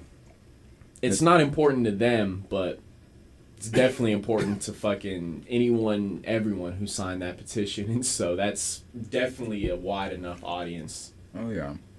Someone said, do people not realize this is a fictional character who existed for over 50 years? Maybe I'm overreacting, and you're not. And perhaps there will be more to this in the future, but if Marvel really refuses to put T'Challa in an animated show that isn't the MCU, then something is wrong. Again, people are starting to come around to the bullshit. They're starting to see that this shit just does not make sense. For him not to be in the animated show, that... Bro, I think I got quiet the rest of the episode. I was still like, you know, in awe of the episode, but as far as like... Man, that shit was so... I smiled. Yeah. This episode, I really was smiling a lot, because I thought it was such a good episode, and we saw Black Panther like you just showed up there with the Dora Milaje and everything, and so we're all sitting there thinking... You know, that may be what they wanted us to think. Because we could have gotten, honestly, that little UN clip we got of T'Chaka speaking on the screen, or we could have got before they showed the Sentinels attacking Wakanda or whatever. Right. But I feel like they wanted us to think it was T'Challa, and then 2 minutes later, oh, no, nigga, that's not him. And so, I don't know, it's just... See, this is why I want people to be more educated. This person says, whoever you are, says, why y'all acting like this is the first time that T'Chaka has been used in place of T'Challa? They did it in What If and everyone was mute. Again, the continuity, it made sense. That was an 80s Avengers team, so it made sense for T'Chaka to be there. Does it make sense for T'Chaka to be running around with Tony Stark and to be running around with Matt Murdock, to be running around with Cloak and fucking Dagger? No. That doesn't make any goddamn sense for T'Chaka to be there. So this is what I mean when I say people aren't educated enough on T'Challa. People believe, the MCU people believe, just because you saw Black Panther as many fucking times as you saw him in the MCU or in the movie or whatever, you then believe that you know everything about this character because the MCU's version of this character and what you've consumed of the MCU's knowledge of this character. This character has been a character. That's that Black Panther one break. Exactly. We've had that discussion. This character has been a character since the civil rights movement, since before the little MCU was even a thought. So to make it this assumption that you now know all this, you know, shit, and to come in hot on these conversations about T'Challa, just sit back sometime and be educated. Sit back sometime and be educated. You know that one of my favorite memes is Marge Simpson going over to her daughter and saying, "Go ahead and log out for me," because that is just go ahead and log out. Log out. Sit back and just be quiet. And niggas will willingly be wrong. Just type some shit out, be wrong, read it, and then post it. Yeah. And leave it up too. No nigga like it, nothing. I guess this is somebody arguing with Gray. Oh, I think I saw this guy earlier. Y'all niggas was going at it today, huh? Last thing somebody said to Gray was not sure what else to tell you. Enjoy the young T'Challa stories as they come up. Hope for the time jumps along the way, and when he grows up, hopefully his presentation is more to your liking. But then again, we're missing the point even there. But I'm sure he gets it. Again, people are being, and just from your profile, oh, I figured you were, brother. Damn. When you come in, Uncle Ruckusin, when you come in on that Uncle Ruckus type of energy, that is what you're going to be called. I don't know you from a can of paint. I don't know what, you could have been out there front lines 2020. I don't know you. But when you come on here and on Twitter and you are trying to go against the first black character, again, that was not a derivative character, that was not a sidekick, that was his own individual character, that's smart, intelligent as fuck. This is gonna sound terrible, but this might be the only realistic way I can get niggas to see the point. Let's say you have a kid. If that kid dies, are you gonna have another kid and try to replace all that first kid's stories? Because are you gonna be like, no, this is a whole nother thing, that's what this T'Challa kid that they left in Black Panther 2, whole separate kid, whole separate character. This isn't the future T'Challa, young T'Challa story. That's not even what this is. Right. This isn't young T'Challa. This is a whole different character that they are going to try to take T'Challa's stories from and apply them to a whole new character. This is an MCU original. This is the shit that we've been seeing. This isn't. I don't know I don't know why people are so okay with erasal or substitution or shit like that. It's like. But they're not. It's a conditional thing. It's like if I go to the store and I want something, I'm not gonna get something else because they don't have what I don't want. It's like. Niggas want T'Challa. Niggas don't want a kid. Niggas don't want his wife. We don't want fucking some other side story of niggas want T'Challa. That's plain and simple. We don't. It's not like he's dead. I don't know. It's not like I don't know why it's so hard to even mention his name. No. It's not like he is literally Chadwick Boseman. He is not. And it's gotten to the point. That's where it's gotten to. It's gotten to the point where I feel like I have to be so insensitive about Chad's death because it's like that's not what this character is about. Chad's death is a whole separate thing than T'Challa. I don't know why those two need to be interlinked for the rest of my life. Yeah. No. Those are two separate things. And to say, when you said why they can only do it to T'Challa or whatever, it's a conditional thing. It's because, again, when James Gunn came out and said that he was not using Henry Cavill, people flipped shit. I was upset, but I wasn't making memes of James Gunn's head being chopped off and all this shit that was going around and the things that people were saying and all that. No one was doing that. I was upset. But see, the difference in you're upset with being upset with Superman not being recast or not being continuing on as Henry Cavill was you still get Superman. Yeah. Like, you just got the newest picture, even if you didn't like it. You got the newest picture of who Superman is going to be. You're still getting Kal-El. Another iteration of Spider-Man. Yeah. He's there. Boom. We seen him. We got him. You get all those characters, so it's conditional. Because if they were to do this, and I've used this example before, if they were to do this with a Bruce Wayne, Batman, or they were to do this, and we're going to keep it relevant with Marvel, to do this with Tom Holland's Spider-Man. Let's just assume, let's say, let's not put any death on Tom. I would never want to put any ill will on anyone. like that. But hypothetically speaking, he is about to do this. Is this Romeo and Juliet shit Broadway or is it a movie? I think it's Broadway. Okay. Let's assume Tom is climbing the balcony and maybe there's a malfunction. I don't know. Prevents him from it puts him out 3 years or 4 years. I don't know. Something like that. Puts him out for a while. They can't film. He can't do the stunts. Can't do shit like that. He's got to be, I don't know. Out. Not dead, but out. No, let's say he's dead. but wait a minute. But not like, it's again hypothetical. Hypothetical. Hypothetically, something tragically happens to Tom. Hypothetically, something tragically happens to Tom. Do you really, truly, in your heart of hearts, believe that Marvel Studios would come out on a stage anywhere and tell you that because Tom Holland's performance transcends any performance that we've had or any iteration before him, it's for that reason that we are not going to recast the character? You will no longer see the character in the MCU.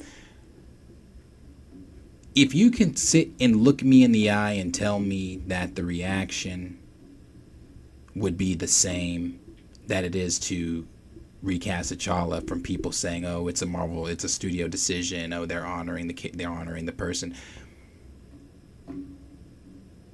I'd try to shit out flying pigs for you, and I probably could do it in the reality that you're living in. I would be able to do that in that reality because that's not a real reality. That's not the real outcome of how this story would play out if they ever got on screen and ever said anything like that about Bruce Wayne, ever got on screen and ever said anything like that about Spider-Man. No one would sit here and have this same reaction telling you to get over it. People would riot. They'd be in the streets. I actually heard somebody saying something the other day about if they just get the X-Men movie wrong, what that would do. You know, so it's like you still get these characters. The characters that you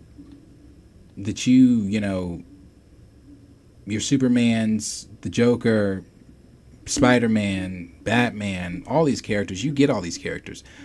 They are literally just cutting T'Challa. He's not in animation. He's not in live action. He's not in video games. He's not in shows revolving around Wakanda. He's not in conversation unless it's trending on Twitter with, you know, people having the conversation of where is T'Challa? Why is he not here? He's not in any... They are trying to erase him from every form, it seems like. So this hashtag has gone from just simply wanting and seeing the character back in the MCU to... I think it's gotten even more important because now it's wanting to just see the character in general. It's not even just wanting to see the character back in the MCU. It's wanting to see the character in general. And I don't understand it. I don't know where Marvel goes from here with the character. I'm going to continue to, every time they do anything with T'Challa, report on it. But it's bleak moving forward for me personally. For those of you that are still holding out the little bit of hope that you might have for the video game, hold on tight. For those of you still holding on to the hope that you might have for him showing up in the, you know, the multiversal saga, okay, hold on tight. But those are the only two times outside of anything else going on right now involving T'Challa that I can tell you that you might see him. Yeah, no. That's another thing that's sad to see just in totality. It's not even about the MCU anymore. It's about fucking Marvel and Disney. I mean, do we still have that little thing at Disney World or whatever that they're doing with them? I'm gonna say that's still going on. Yeah, he's still on Avengers Campus. We have that. Like, you'll see him there if you can afford. You know, that's what I was about to say. If you can afford to give them however much money it takes to go and do that, go and do that. But yeah, if you can afford to get there, get there. I've said it before when they first did it, I've never seen a character not be recasted like this. I mean, I don't know if it's, do we ever, I don't even know if I've ever asked this, but do you ever think it's out of like, oh, this black character just outsold all of our white? No. It's a fear for sure. I think like, it's a fear. Do you think that's part of it? Like, not even just, oh no, he's representation for the black side, but if we start, that's all they're gonna want to see. That's where the money's coming from. That's all. You get what I'm saying? It's like they realized, oh, this nigga sells more than Cap, more than Iron Man, more than anything we've done before. No, I don't know if that's all we want to do. Like, I don't know if we want to do more of that. And so, could be that too. I don't know. Like I said, but the real thing is, for sure, and like I say, it definitely could be a lot of that too. I'm not putting anything past them. But a lot of it is the fear. It's just the fear of this character. It's what the character represents. It's the fact that this character inspires hope. It's the fact that this is a black character that, again, is fluent in different languages. A character that has many different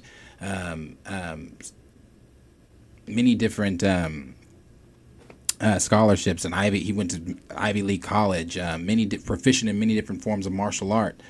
He's a king of an uncolonized nation. You know, that just the thought of what that could be for within our community, what that would look like if our people weren't colonized, what we could have been had our, you know, I've talked about that in my ancestral journey. You know, I can trace I have traced my ancestry back. I know where I come from. My 6th great grandfather was brought over here from Mississippi with his Native American slave masters. And due to that fact, my family does not know what we could have been. We don't know if we could have, you know, gone on to be, you know, inventors, you know, CEO, business owners, or anything like that. But because they were slaves, niggas could be fucking farmers. Right? They don't know what they could have been. So, due to that, you know, that's that whole uncolonized nation that the wonder and awe of Wakanda. When we first saw Wakanda on screen in 2018 or 2016, that was an experience within itself, within the movie experience. Just seeing Wakanda, seeing what that would look like, a black Mecca, what that would look like. You know, we had that in Greenwood and Tulsa, but it was burned down. And it seems like those same similarities with Tulsa are happening now within Wakanda and the MCU. We're seeing the success of Black Panther. We're seeing what Black Panther means to the community. We're seeing it inspire, not just the black little boys, but as Chadwick Boseman has said in interviews, it inspires the white little young boys too, the Chinese kids. It also shows black characters and black individuals in a different light. That's not the villain. That's not the deadbeat father. That's not I'll be back. I'm going to get a carton of milk and I'll be back. It's not those tropes that are normally played out for us. So it shows us in a different light. So when they're seeing that and they're seeing it build up and doing all those positive things within the black community and what T'Challa himself as a character means within those, for those of us that know the character, for what he means within the community and for what he means for young black men and black men just in general.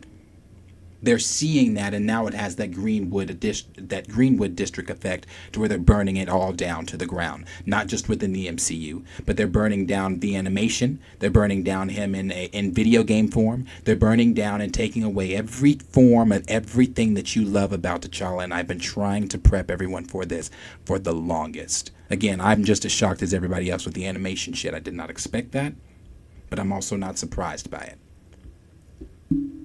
So that seems to be where we currently are with the character. I don't have hope. We'll jump into what people are saying because I know a lot of people have been answering some of these comments here, but don't expect to see him. You can expect to see him in that Secret War stuff, the multiversal stuff, and I would assume on that one. I'm 85% on that one that you're going to see him there. But I don't. This is just the beginning. This is just the beginning of it. And again, this is speculation. I don't know what the fuck Bo DeMeo meant by I can't speak to that decision.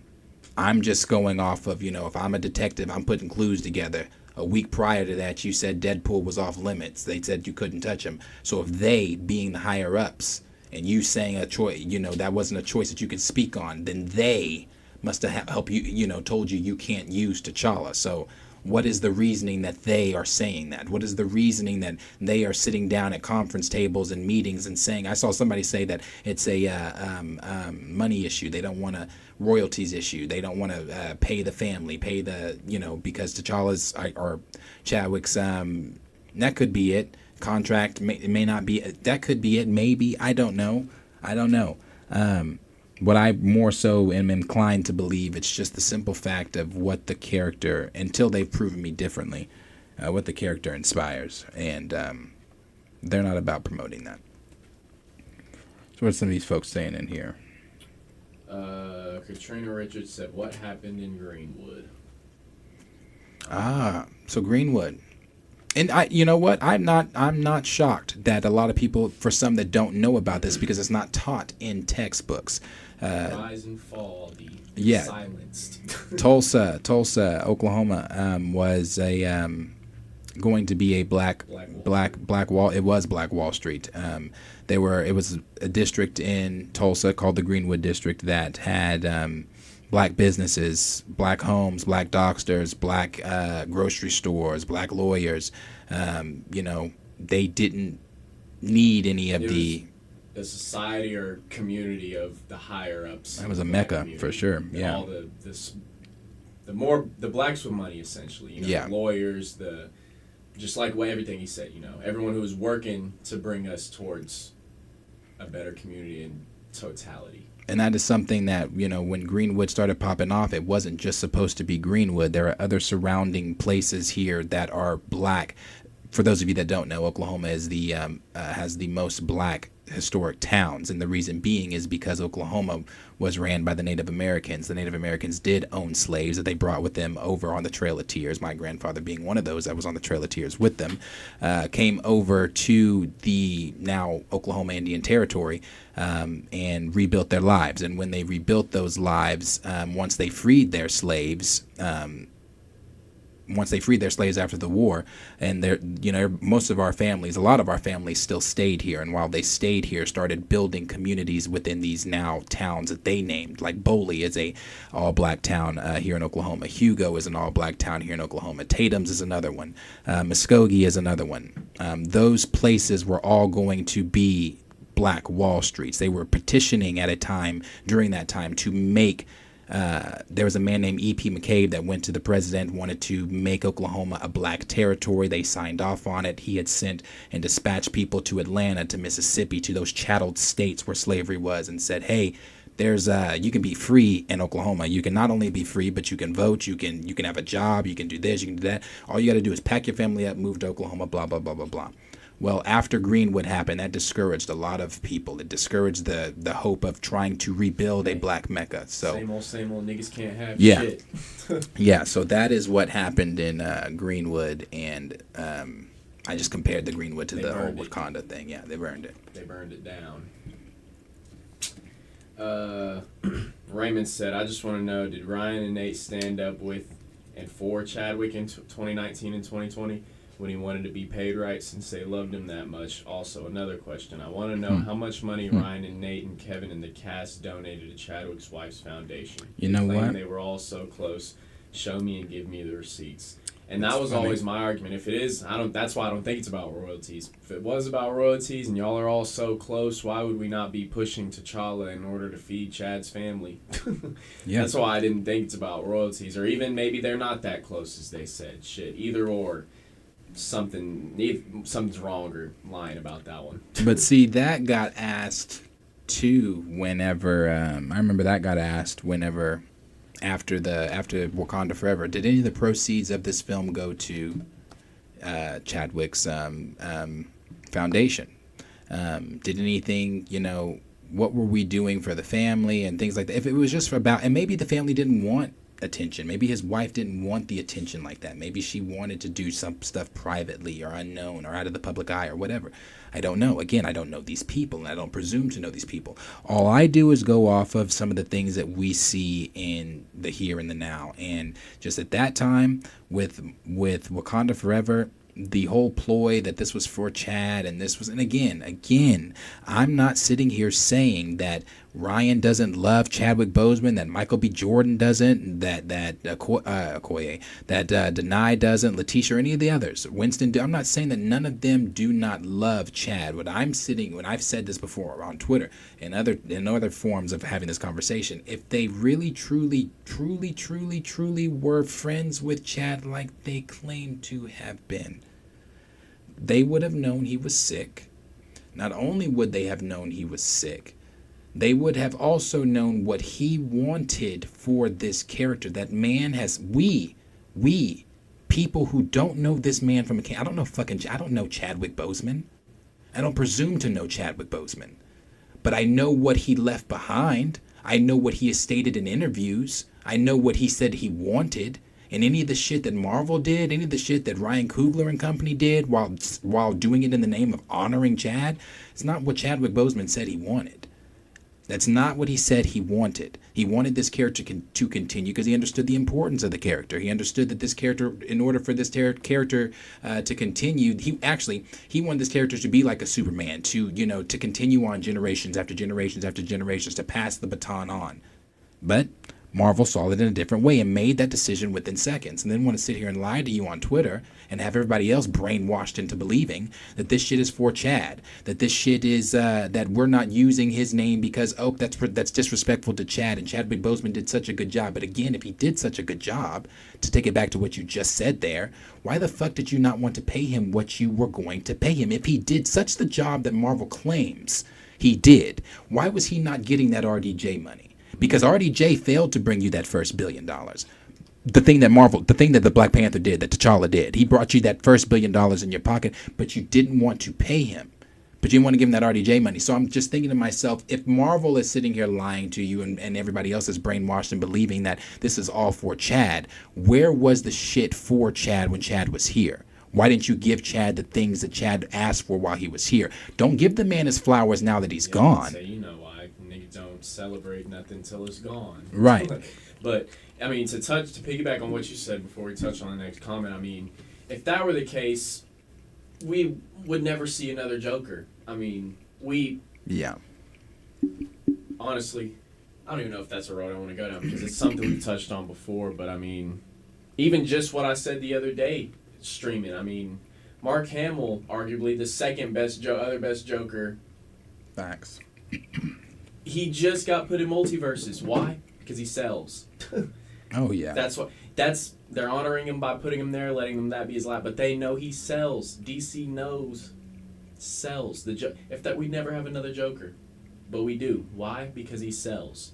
And so every time from that argument alone, that's simply enough for me. For anyone, if I were to put that with anyone else on the table, I feel like that's enough to understand why T'Challa should be recasted. He sells. He sells. If you look at what BP1 made versus what BP2 didn't make or lost, as you want to say, that it's obvious. Black Panther, T'Challa sells. Yeah, he sells. It's not Black Panther, because like we said, we've seen this before. We've had that argument. We've seen they can keep whoever in the mask. It's not like you said before. We don't give a fuck who's running around in the mask doing whatever. It's about the T'Challa the being there, right? The image of the head high king in the fucking lowest of lows moments, using intelligence to figure something. It's about so many things, man. Yeah, yeah. No, it is. It's like I said. It is so important to have that character just on screen for so many various different reasons. I'm trying to backtrack to something you said there. I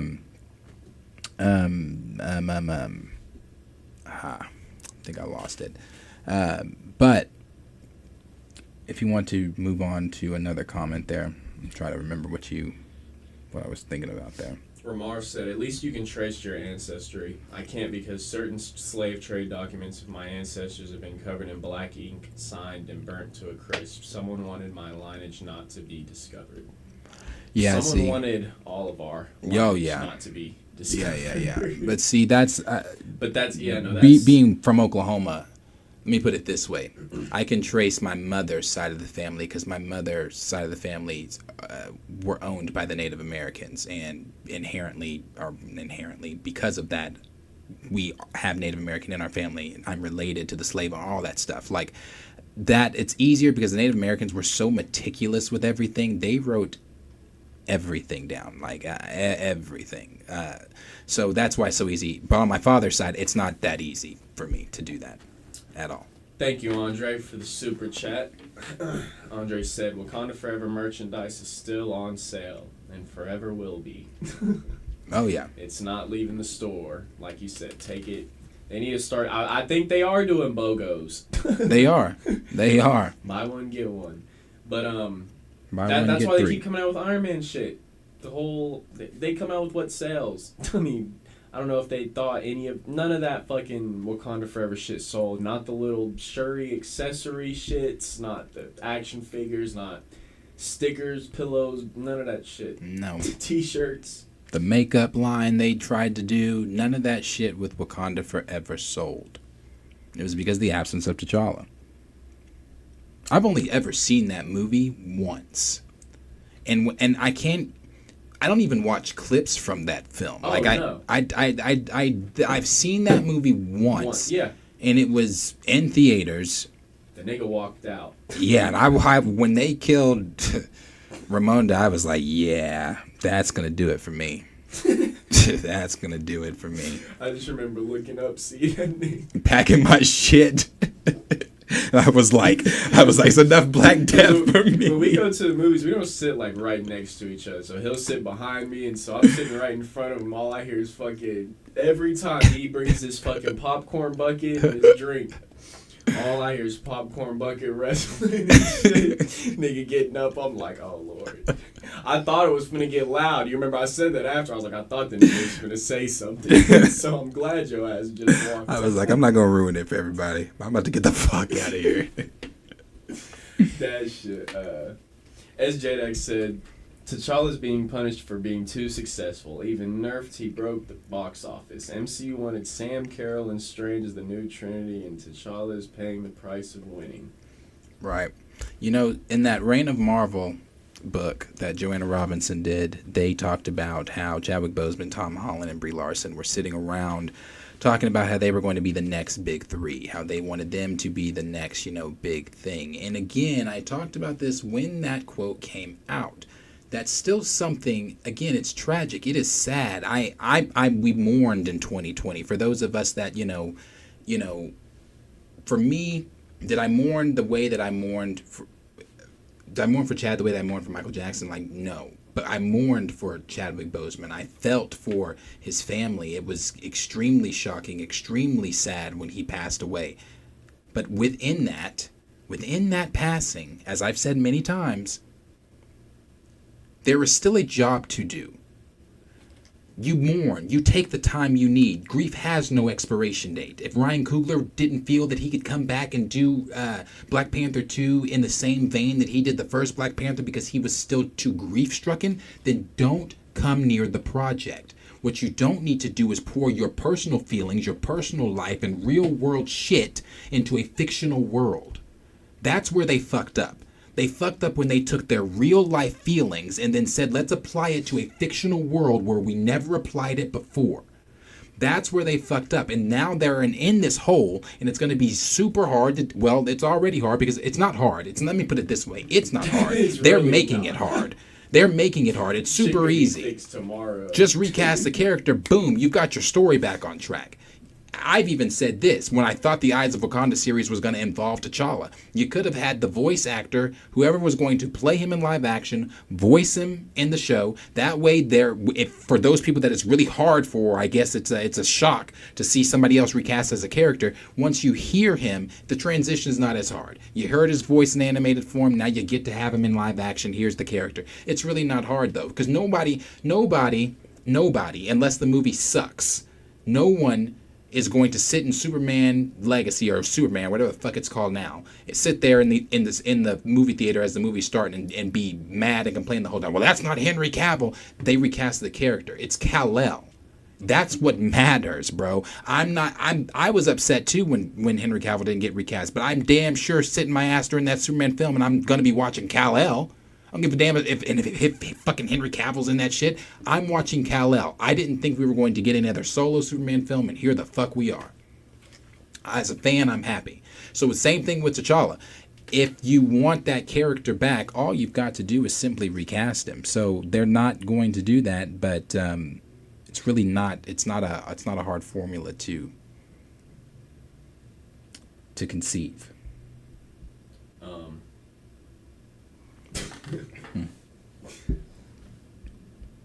Nightstar said, "The hell are you talking about? The show is called X-Men, not Black Panther. Of course he's not the focus. What kind of crack are you smoking?" Go back a little bit. I was reading Tim's comment. Who is this? Nightstar said, Okay. "The hell are you talking about? The show is called X-Men, not Black Panther. Of course he's not the focus. What Right. kind of crack are you smoking?" Right. I guess In the sense of a nigga really would have just skipped the comment. No, I'm glad you didn't. I'm glad you didn't. Niggas who come in with arrogance. Yeah, I'm glad you didn't. And I would assume it would be the same crack that you're on, because not one point during this stream, and I would say we've been on here, maybe going, not one point in the 2 hours or however long we've been here has anyone stated that T'Challa needs to be the focus point of Xmen97. What we stated was that when we all found out in the show that was T'Chaka and not T'Challa, it didn't make sense with the continuity of the show. So instead of coming in here asking me what the hell I'm talking about, maybe, I don't know if you just entered the chat or if you just joined, maybe try to rewatch something, educate yourself a little bit before coming in here so hot, thinking you know what the fuck you're talking about, thinking you know who the fuck I am, asking me, do I know what the fuck I'm talking about? I'm clearly aware of what I'm talking about because I set the live stream. So I knew what the topic was going to be. You just entered my live stream. You're the guest entering my live stream asking me what the fuck I'm talking about. Open your ears, don't use your Twitter fingers, and listen. Sit back and educate yourself. That's what the fuck is going on. No one said that he needs to be the focal point of X-Men goddamn 97. He's not a part of the X-Men team. Oh no, we don't do crack. Crack.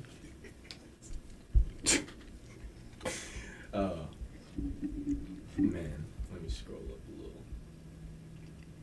little. As Jadek said, how is this a compliment to Chad? He is greedy. He is so greedy and conveying. And I hope Nightstar is still fucking in here. I want him to reply. Character, even non-MCU projects. Coming here on some dumbass shit like that, asking me some dumbass fucking shit, talking about what the fuck am I talking about. I know what the fuck I'm talking about, and I'm judging from your comment because I can see it way down here at the bottom. You did just join the conversation. So if you just joined the conversation, you came in that hot, Nightstar.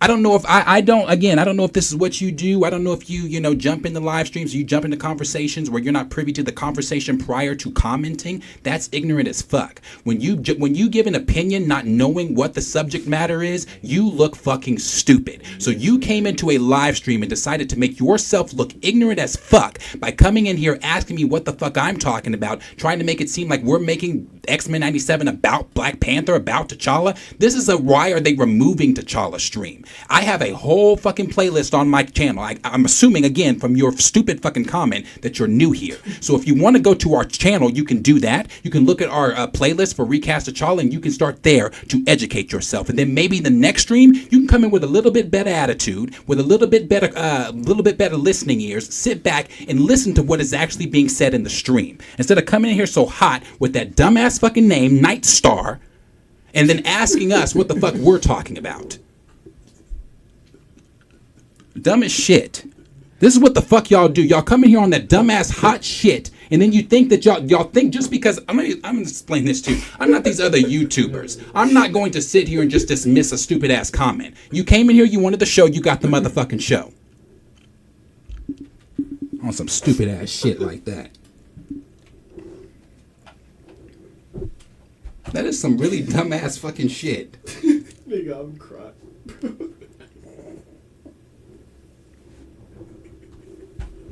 Like, what the fuck? And that's what pisses me off too, when they don't stay, like they don't want to have the conversation.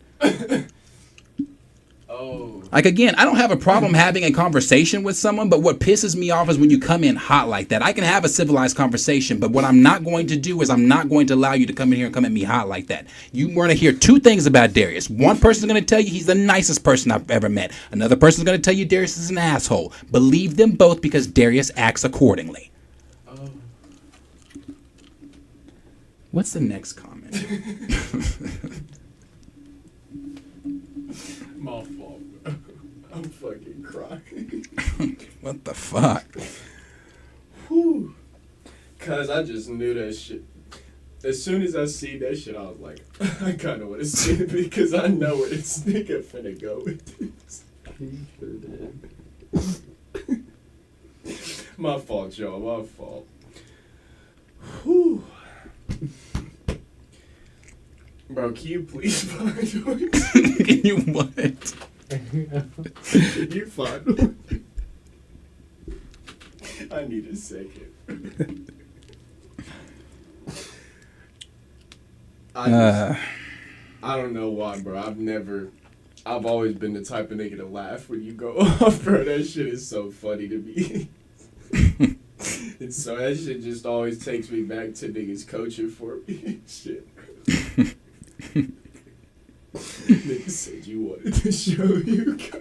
I mean, that's what they. I hate when they come in that shit fucking made hot, me think bro. of the Green Lantern shit. I was like, you could have all these niggas in the chat just. Oh, I love y'all.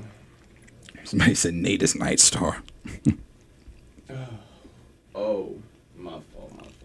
Me, my Godbrother said, I don't understand it. Why does Marvel intentionally exclude T'Challa? Absolutely nobody asked for that. At all. That's Night Star.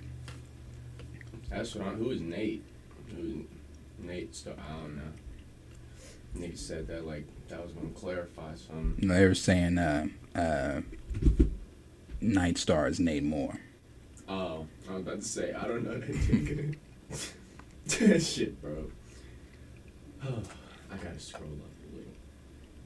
He said, the fuck are you talking about? There are a couple I wanted to read.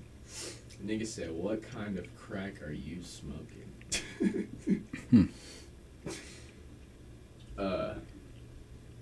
My fault, y'all. Dior said, I'm 50 years old and I watched my father cry about T'Challa. To hear him say they only black king just like they kill Shaka Zulu. No, yeah, I mean, Yep.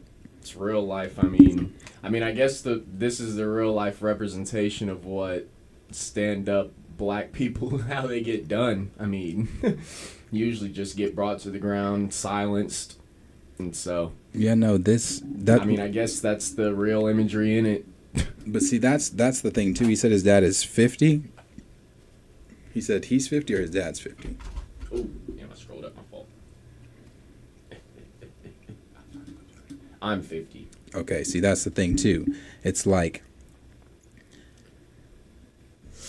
people that I'm sweating. grew up on, when the character was introduced, that were introduced to the character, when he first hit the shelves. You're now telling these people that have waited years and years and years since they're, picked up their first comic, that you now have to wait even longer to see T'Challa. You got him in those few movies, That's but a now whole you have other to wait thing I longer. don't even think of. Right. I'm fucking 22 years old. There are some people that aren't even going to get to see T'Challa on screen. There's people who read these comics when they first came out and actually found real life inspiration in these comics as they're coming out and this character as they're coming out in the 80s and 90s and going through things much, much more difficult than anything I'm going through in today's world, in the sense of looking for a sense of hope or anything to just be that light of beam in a character representation wise. But that's honestly another sad aspect of it. Just people have been waiting for so long, and then to get them, and then to get them taken away is just definitely a whole nother point of view that I never even think about. It's honestly one of the saddest points of view, because I mean, no one should have to wait that long just to see something they love on screen, or even given more or some shit like that. I mean, no one wants something they love just putting on the back burner for years and years and years, and so. Right. Agent Black said Chadwick Boseman himself said that this was just his version of Black Panther. He did not want this role to be tied to him and locked down to him. He was very much open to others playing him. Right. That was his exact wording, actually. Yeah, no, he said Hollywood gets too focused in the roles and stuff like that. He wants to be able to play a role in the sense to, it makes others want to be that role. Like, yeah. That was what he meant by it. He wants to play a role so good that other people are going to want to play it. To bring light to a character. Yeah. Scroll up a little more. Dorian said, I don't like saying that this actor is this character. Once you put that type of connection between a character and an actor, it never turns out well. It only hurts future actors from either not playing that role because they won't bring the character back, or everyone talking down on the actor for their portrayal of that character. And it hurts because people can't let things go and have something new and just enjoy the ride. I mean, that's a whole nother argument to get into, though. I mean, recasting T'Challa and then people hating on the portrayal or some other shit for Boseman. But I mean, that's a whole separate argument in itself, but it's a step to take in the right direction. It is, because Heath Ledger. Everybody was dogging Heath Ledger when WB or Warner Brothers and Christopher Nolan had announced that they were going to use Heath Ledger as the Joker. Everybody was like, Heath Ledger, the dude from Brokeback Mountain, that's going to be the Joker. I remember those conversations. I remember everything. People were like, yeah, not seeing Heath as the Joker. But, and this is just my humble opinion, I don't know what everybody thinks, but I think that this is a popular opinion. Heath Ledger is one of the best to ever play that role, in my opinion. I think what he did in The Dark Knight... I think he's the best to ever... I think he's one of the best to portray a comic book character. Yeah. One of the best comic book portrayals I think we'll ever see. Yeah, for sure. One of the best comic book portrayals that I think we'll ever see. He killed that role, in my opinion. I think that he did great. So the conversation was that at the beginning, everybody was like, oh, no, he's not the right pick. But until you actually get that person in there to do the role, to see how they're going to, you don't know. So it's like you got to get a Damson, an Aldis, Trayvon, or fucking Reed, what's his name? Pedro getting heat right now. We came on here and said we didn't see exactly. it. Actually, that's a better example. I agree, Raymond. Raymond said they hated the Hugh casting. There's been so many legendary castings that people have hated and questioned at first, and even we. That's why we're here. We sit up here, debate, see what y'all say in the comments. If y'all think it's a good casting, and we don't look for everyone to fucking agree with us. Like, that's why everything is subjective. We look for that shit to be, oh, do you like this character? Right. Why? Do you like this casting? Why? Do I? No. Do I? Yes. I mean, but it's like, we never know until we see. Like, at the end of the day, these niggas are getting paid to work. And so I don't think you can really judge anyone's work or work effort until you actually see what the full product of that is. Like, niggas aren't watching, or niggas never watched LeBron or Kobe practice as hard as they probably do and be like, oh yeah, these niggas, like, it's game. Right. Like, you gotta see what niggas are doing in the game. And right. so I think once you see what's being put on the big screen and everything, then it's a lot more like, arguments are kind of silenced now because the portrayal was done right, whether it was the actor, the writing. But in this case, we don't even get to know. Yeah, no, there's, and you know, like we've said before, and I saw a comment there from Calvin Perry that said it's literally taking an opportunity from a black actor, and that is, you know, something we've talked about before. Also, very true. You're taking away the opportunity of some, you know, Chadwick Boseman hadn't. I know to some people in the MCU that was the first time they had seen him, but Chadwick Boseman had played many roles before that, you know, iconic, popular roles before that within, you know, within the black community, let's put it that way, as far as like playing Jackie Robinson, as far as playing James Brown, as Thurgood Marshall, things like that, you know. He's played in those roles before, so, but he wasn't like, I don't think, and corrects me if I'm wrong, I don't believe Chadwick Boseman was the name he was after or before the MCU.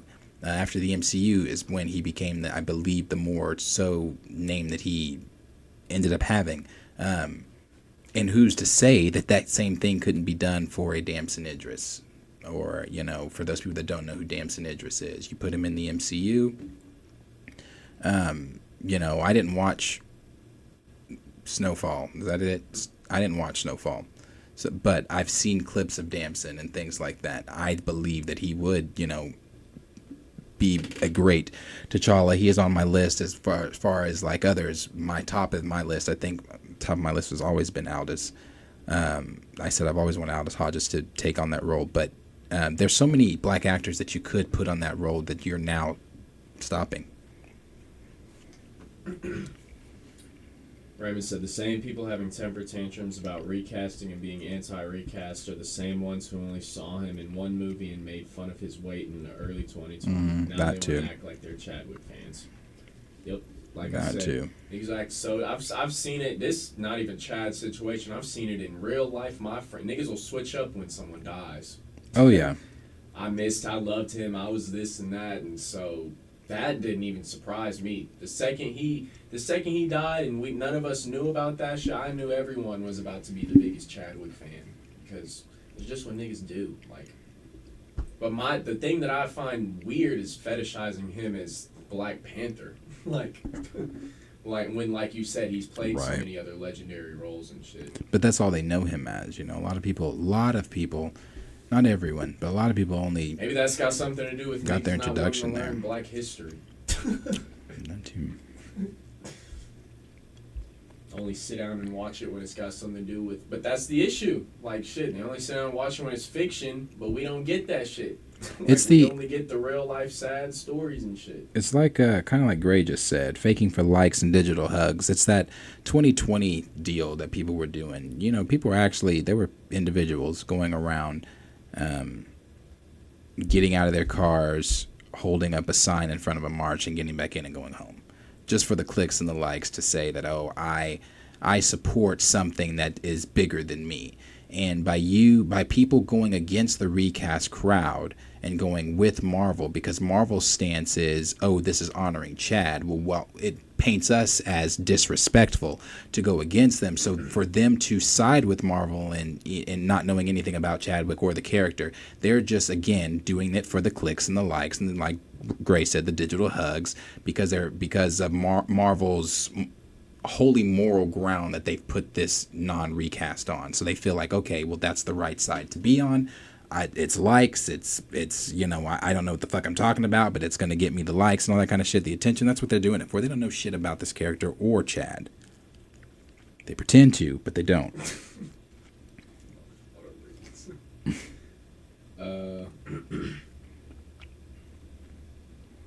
Omega said, why is Ross...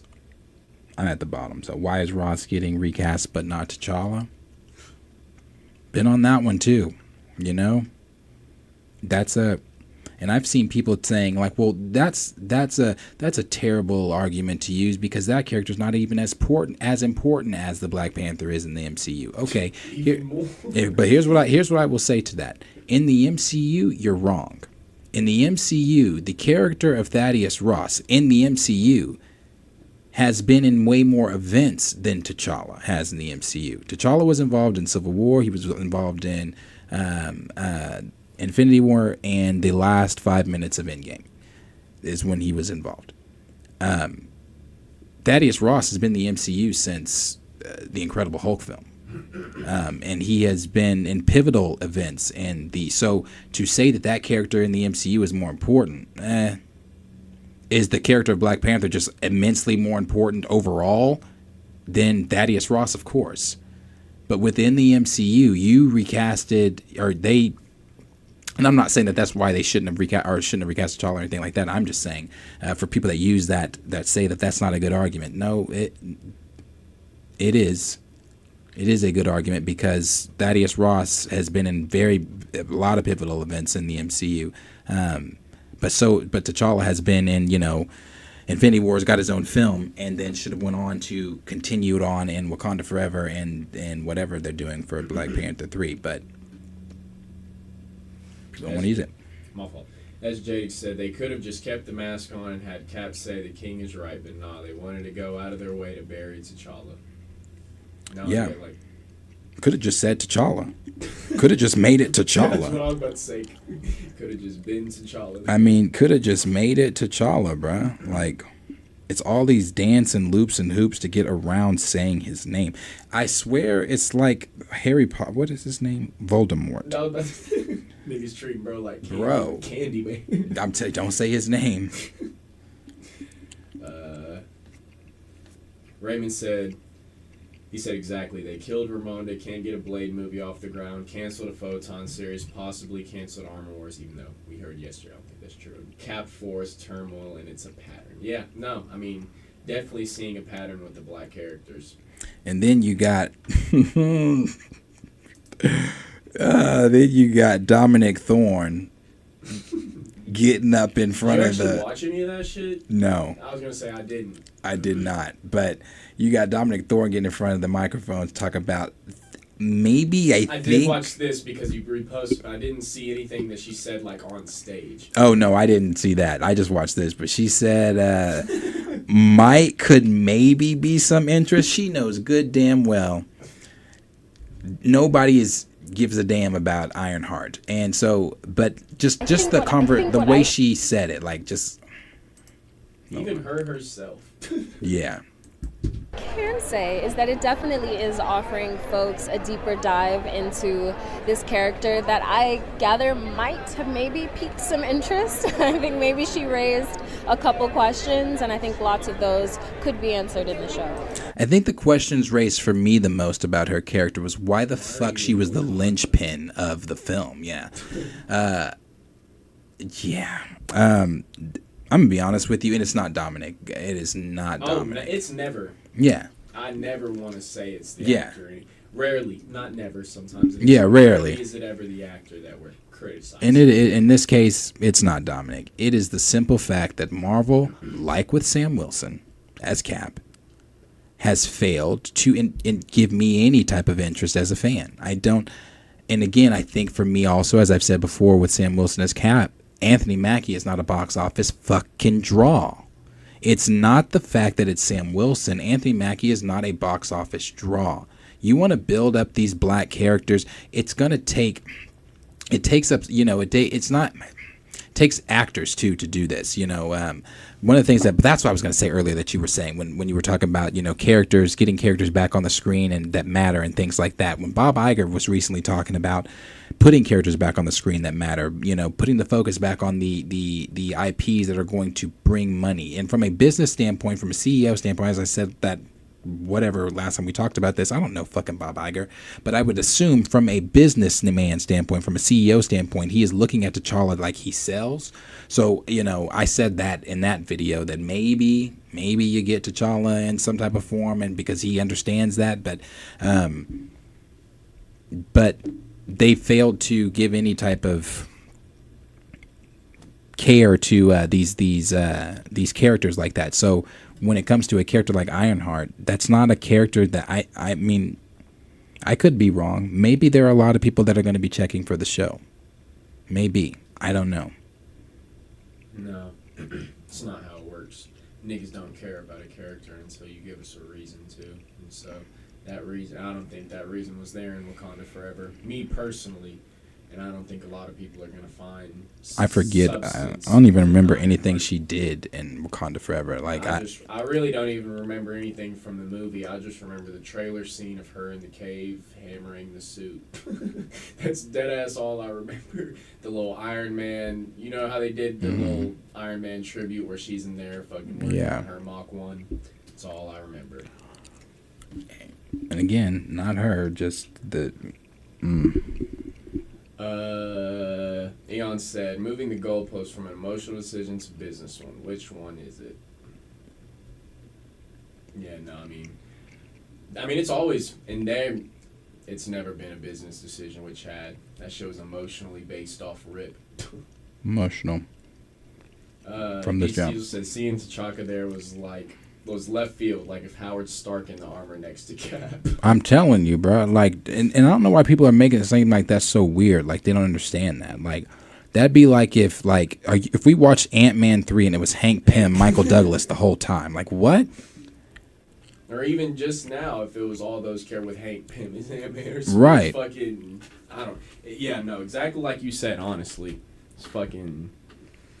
Chill said, so in 27 years, T'Challa will be Black Panther while Storm is pushing 60. That's what they want to tell. According to SJ said, according to MCU shows, T'Challa should be a peer Franklin Richards, Valerie Richards, and Mayday Parker, LMAO. Are they talking about he should be their age?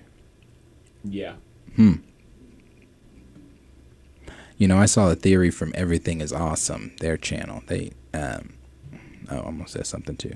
That they said that they think there's a theory or that they're gonna age up the current to child to meet the Storm in the MCU, and I'm like, what is that? Why?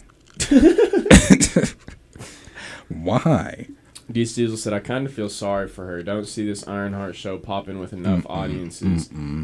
I mean, yeah, but I don't feel sorry. I don't know, because if I felt sorry for her, I'd have to feel sorry for Girl in Echo or Maya. Yeah, no, or it's that's like, her real name. It's like, I don't know. Or that's the character's name. I always feel a little bit bad for the actor, but I mean, I can't feel bad for them whenever I know who's to blame. Like, shit, I mean, they're still getting paid.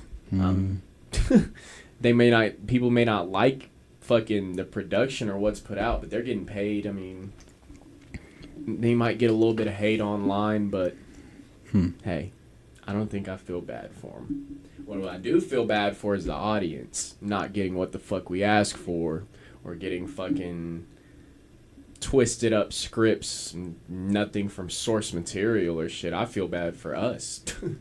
Yeah, well, I don't know. I don't want to try to predict it or anything like that.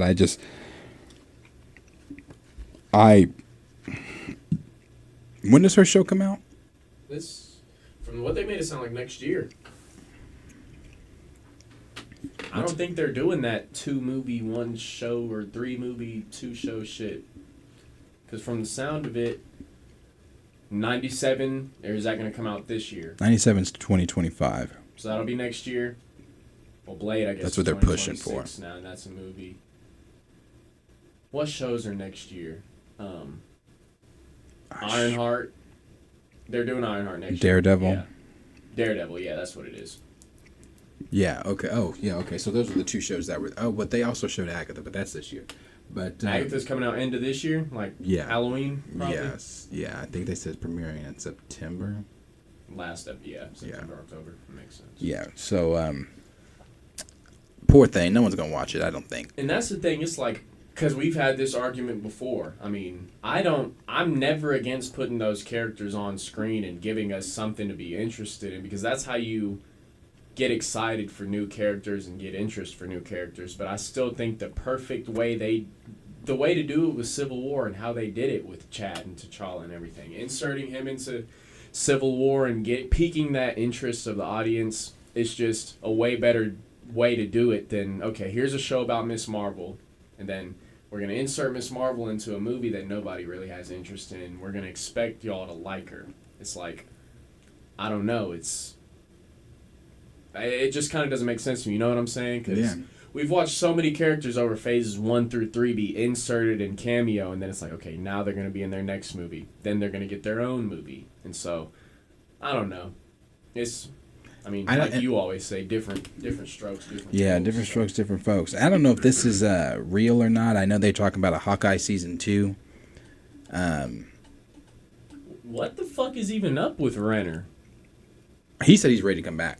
He's all good? Yeah, Hospital he said he's healed? Yeah, he said he's good. Leg is there? Ready to come back. He said he's good, ready to come back, and ready to go. Him. Yeah. Shout out. That was some scary shit. Yeah. That's some, not making jokes about niggas' health. That's some scary shit to have to fucking... I don't even know, bro. Imagine being in some fucking snow, fucking Mobile, sitting on your leg, just crushing that shit. Like, Yeah. I don't think I would have lived through that shit.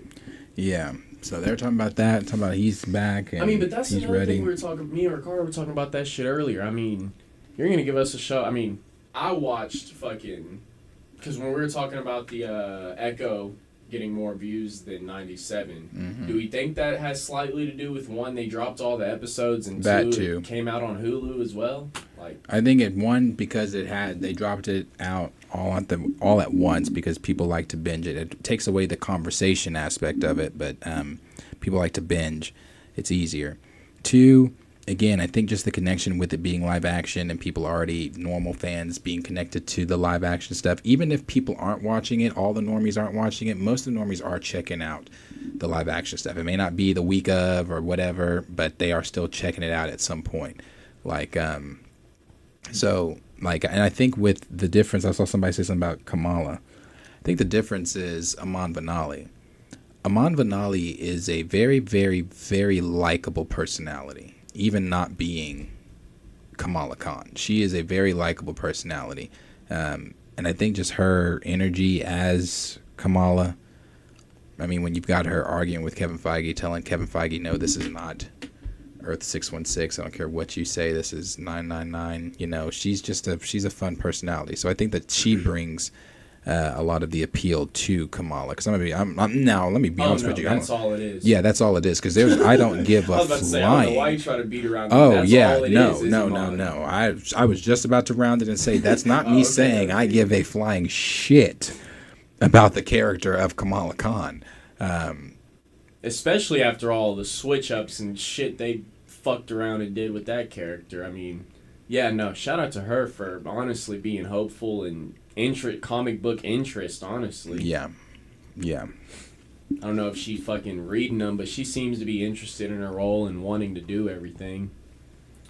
Andre said Anthony Mackie's a side actor. I will continue to stand on that. Yep, he is. He's a side actor. Yeah, like I said, J-Rob said, it's all about the optics. T'Challa, Luke Cage, Adam Brashear, all too damn powerful, all too damn intelligent, all too damn masculine. All too damn all black. About blackness. They want these black boys in jail, not inspired. I mean, all too damn black. Earlier. It's definitely about power, intelligence. I mean, I don't want to sit and again, it's kind of like when I was saying the things about T'Challa and Dr. King in that one video. I'm not comparing the two, and I'm not comparing Barack Obama to T'Challa, but you take yourself. If I don't know how old everybody is in chats, but I was a freshman in high school when Obama was running for president. That first time, I had freshman high school, and. I remember he won. Actually, I remember the whole campaign. His whole campaign with I think, if correct me if I'm wrong, when the campaign about hope and inspiring and with the whole multicolored red, white, and blue Obama stuff they had going on. Yeah, I had a bunch of Obama shirts, all that kind of stuff. Like a lot of, I don't want to speak for all niggas, but like a lot of niggas, I was hype. In 2008 for Granddad for Obama. But if you look around during that time in 2008, there was a lot of the a lot of it was just racism, bigotry and things like that. But the simple fact that man was inspiring hope, the simple fact that man was, giving black people, not just black men and, in general, or young black men or young black boys or black men, it was giving black people inspiration. It was giving us a hope that we can be in the White House. We can do this. We can do that. If, blah, blah, blah, blah, blah, blah, blah. Despite of what you might think about Obama now, in 2008, that was the conversation. It was just the hope. And so I'm looking at, all the people that were saying, trying to just discourage the hope that he was giving, the hope that the campaign was giving to the black community. It's that kind of the same thing. It's just like I said, I'm not comparing T'Challa to Obama or the Obama campaign. I'm just saying the hope that the character gives, people try to discourage that. It's not, it's a strong, virtuous black male that that's just not the idea. Yes, we can. That's what it was. I knew it was yes, we can, but it was something like hope. I thought he had hope too, not like a slogan, but they like had shirts that had hope. They had shirts that said like hope on them. Yes, we can. Ooh, man, I forgot all about that shit. Yes, we can. That motherfucker came out on the stage, had us all hype, had us all believing we could be in the White House. Obama. Our president's black. And he said, we can do anything because we have a black president. Raymond said, all I know is if X-Men movie does not reach the heights or pass the heights of 97, because we will compare, throw it away. You can't drop the ball after creating such a masterpiece. I completely agree. That's where it gets rocky after season 2. We know that this next season is still Bo's work. We said, I was just talking about that shit earlier as well. I'm just enjoying what we get now. I don't even want to worry about live action or season 3, or I'm going to take this story for what we're getting and rewatch it. Enjoy it and rewatch it, and hopefully they make some good decisions along the way. Oh, yeah. Not comparing Obama to no damn MLK. That's why I said, regardless of what you think about Obama now, in 08, that nigga was hope. D. Diesel said, never cared for Kamala, but I don't hate her either. Again, her getting a show over Monica, Elektra, Misty, and Colleen is absurd. Oh, why did I think I thought you said, oh shit, you said Kamala, didn't you? Mm-hmm. My ass is in the political world. I thought he was talking about Kamala Harris. The VP. Oh, yeah. Kamala Khan. Okay. Yes, I agree too. I don't, like I said, don't really care for her like that in the comic world or anything like that. I'm not even gonna sit here and lie to you to have ever picked up an issue. Oh yeah, no. But Amon makes her likable. I've scrolled through most of these. Unless you see any recently you want to read. I'm still fucking scrolling to the top. Dorian had said if we had more actors that actually cared about the source material that they're portraying, it would be much better. Like Sam Witwer when he talked about the audition for Star Killer. That's what we need. Yeah, Sam Witwer is one of those people that actually gives a damn about the characters that he's playing. Sam puts a lot into the voice acting. When I found out that Sam was the one that did the voiceover for Palpatine when Vader finds out that Ahsoka was alive, I was shocked. I was like, damn, that's great. No, Sam actually gives a shit. You need actors like that actually care. Raymond said, E-Man just likes my comment under Winston's post. They need to have a sit down to unpack this change. I would like to. I would love to sit down with. Not that ever. I don't know who you would even sit down with because Nate's gone, fired, hiding, something. Haven't seen Nate, but I would love to sit down with, to have the opportunity that E-Man had to sit down with one of them. But see, me, I would ask a lot. I couldn't do it. Yeah, see, my questions. Too much of a real nigga. I'd be that person. I'd be like that interviewer. Explain yourself in one word, that nigga, right? Real nigga. Yeah. Real niggas don't follow instruction. That's how I be. As soon as I get on the mic, I'd be like, so, why the fuck? Yeah, I would be like that interview with RDJ. The one where I guess they told the interviewer what to ask and what not to ask, and the first question was something he was told not to ask, and RDJ said, did you just... He was like, bye, we're leaving. So, I'd have been like that. I'd have been like... What's off limits?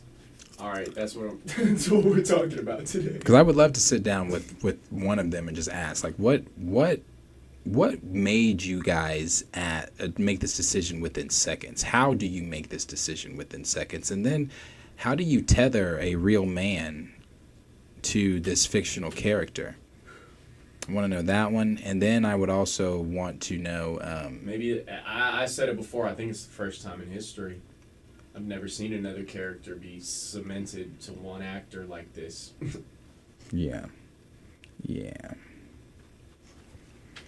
Yeah, I would. Like I said, I would love to.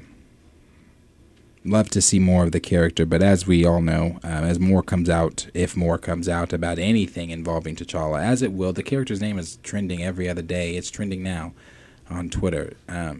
It's trending every other day on Twitter. So this is a conversation that we're going to have over and over and over. It's not going to go away. It might slow down. Shit. It might, get a December little quiet. We'll be on our fucking third year, I think. Third year of We've been doing this from the rip. Yeah, discussing and I saw somebody say, "Oh, well, it's become your personality." No, it's. There are actually. Let me put it this way: there are times, actually, in the last recast video that got posted, you'll hear me say in that video, because I was answering a comment. I wasn't even a topic. I was answering a comment, and you'll hear me say in that video, which if you go to other videos, you'll hear me say quite often too. I didn't even want to have a T'Challa conversation today. Yeah, no. I don't know, how much do we talk about that? Oh, yeah, yeah. Like, man, we don't even want to, but kind of got to, because we know that, one, they want to hear it, two, got things to say, and it's just what's the topic of the conversation that day and everything. Yeah, but and it's never I mean, I said that same shit about Jonathan Majors. Yeah, that same. I never want to come in here and make anything my personality or spit out the same shit over and over. I wish we got fucking a whole new wheel of comic book news to spin from every day. Right. But we don't. And it's not like I'm coming from a place of, I don't want to talk about the character. That's not it. I'm gonna be honest with you. When I posted this live stream, I was a lot more I had posted 4 hours before it was supposed to. I was a lot more invigorated and hyped. Being a T'Challa fan is exhausting. It drains you because you are advocating for the character, and you guys know I've talked about this. I don't do this as much as I used to, but when I do find a comment that I want to reply to, or somebody that says something to me that I feel is worth me replying to, then I will have that back and forth with you on Twitter. But most of the time, I'm just going to hit you with, you can come on a live stream or whatever, because it's exhausting to have these conversations all day and then come in here and then have to advocate why the character's so important and this and this and that. So it's exhausting. So it's not all the time that we want to have these recast conversations, but I'm going to have the conversation when the conversation needs to be had, for sure, every single time. We are not a recast channel. That is not what the channel is about. The channel is about, loving the movies, TV, streaming, hot topics, and things that we love. The recast of T'Challa just happens to be one of those passionate topics that we are on and that we are going to stay on until Marvel makes the right decision. So, I don't know if anybody's new here, if you've liked the conversations that you've seen or whatever. If you would like to subscribe, you can. And we would love the new subscribers. But yeah, no, appreciate the new subscribers, because we're actually at 1.97 now, so like 30 away from 2,000. Please do hit that sub button. Appreciate all y'all staying tonight. Definitely appreciate that. I mean, I like 30 seconds, 2 minutes before we started streaming, I was like, man, I'm knowing tonight's gonna be fucking fun. So definitely wanted to be in here all day. Definitely. I mean, as much as Planet Recast. Like you just said, as much as niggas love to talk recast, today's episode, I definitely did want to talk the finale. So loved Xmen97. Loved that too. They did. Yes. Can't wait to see more. I'm honestly fucking. I can't count how many times I've said I'm sad that I don't get it anymore week to week. Probably go back and watch 97 as a whole, like all 10 episodes together, and just sit there and get that whole story as a whole. Because I genuinely, like you said, I think it's, if not the best, one of the best things Marvel's done, at least under the MCU. And so, definitely the best project outside of movies. And so, for sure, I can't wait till we get more. I mean, I think we can, like you said, we'll come in here another day and talk more 97 and what some theories and episode breakdowns and stuff like that. But there's so much to talk about and so many different routes they can go that, like you said, it's the first thing exciting to keep us up in the morning and have people debating and trending and theorizing on the different routes we can go. And so props to Bo DeMayo and his team for all that, and I just hope we can get more projects that get us like that, because that's how the MCU was built, honestly, and that's how, honestly, the communities are built. That's how everything's built, is putting these projects out for us to debate and theorize and come up with where we think shit's going. And as much as some of us hate it, to argue sometimes with the opposing side and shit like that. And so, yeah, no, definitely in the comments, leave whatever y'all thought about 97, and we'll try to get to those next stream or next video we do. Fucking late as fuck here. Definitely want to catch the end of the Thunder game, so I'm leaving. Yeah, no, we appreciate everybody definitely hanging out with us tonight. Thunder down by 12 right now. Yeah, Cornelius saying you have to disconnect. Yeah, that is true. That is definitely one of those things where it's not a conversation I am wanting to have daily. But again, I just felt today was I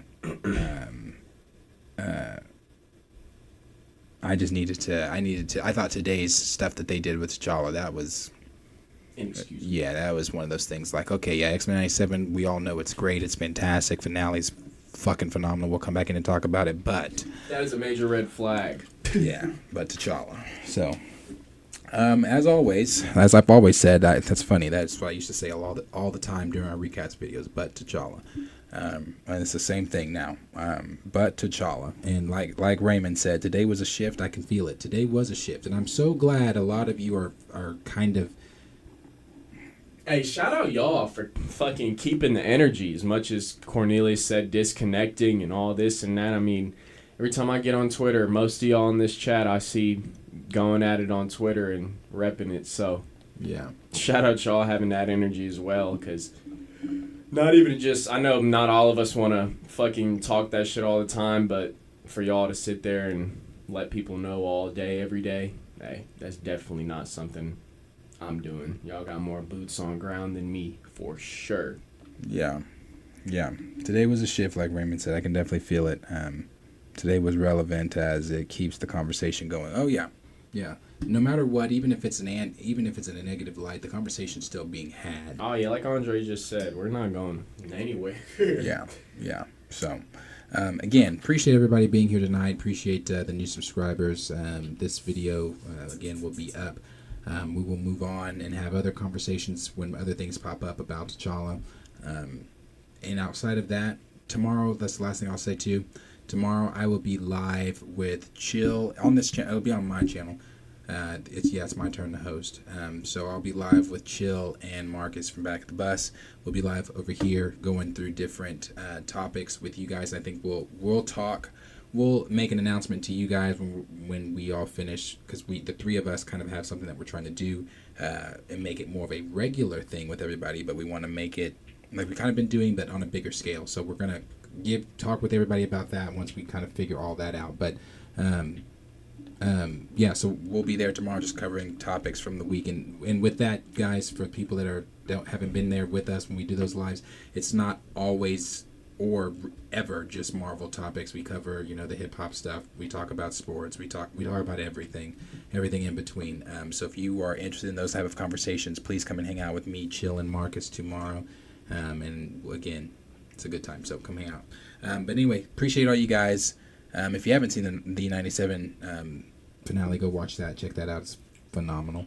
And subscribe, share with your friends, and I will see all of you guys in the very next video. Recast T'Challa. Don't let the hashtag stop. Don't let this discouragement of him not being in this episode or whatever happened in this episode. Again, as Nightstar so eloquently put it, what we're going on about. It's not even about T'Challa, but it's the simple fact that T'Challa was not in, that he was erased. So don't let the conversation stop. Don't let the hashtag stop. Recast T'Challa all day, every day. And I will see all of you guys in the next video. Peace out.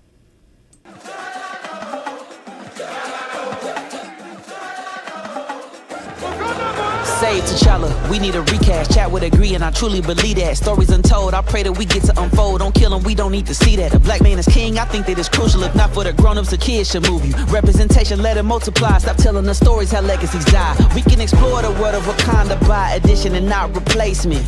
1.3 billion, how was that? And I'm making a statement. Being pigeonholed to a role like there could be only one is deflating. Man, it's a mindset that ain't died yet, cause the lack of seeing our faces. Shuri can be the queen of the nation. Women should feast We want elevation. Now wouldn't it be dope if they rose up together without doing something as cold as erasing them? We got respect for Ryan and Nate. They doing their best, they stuck in the middle, but I hope they think about what is at stake. Don't rush it, but please let the saga continue. Doubling down on Black Death is a trope we no longer want to handle. Wakanda forever, T'Challa forever. It's never been about the man, so what is we saying?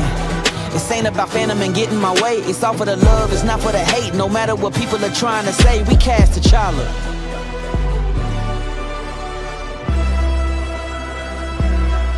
We cast T'Challa.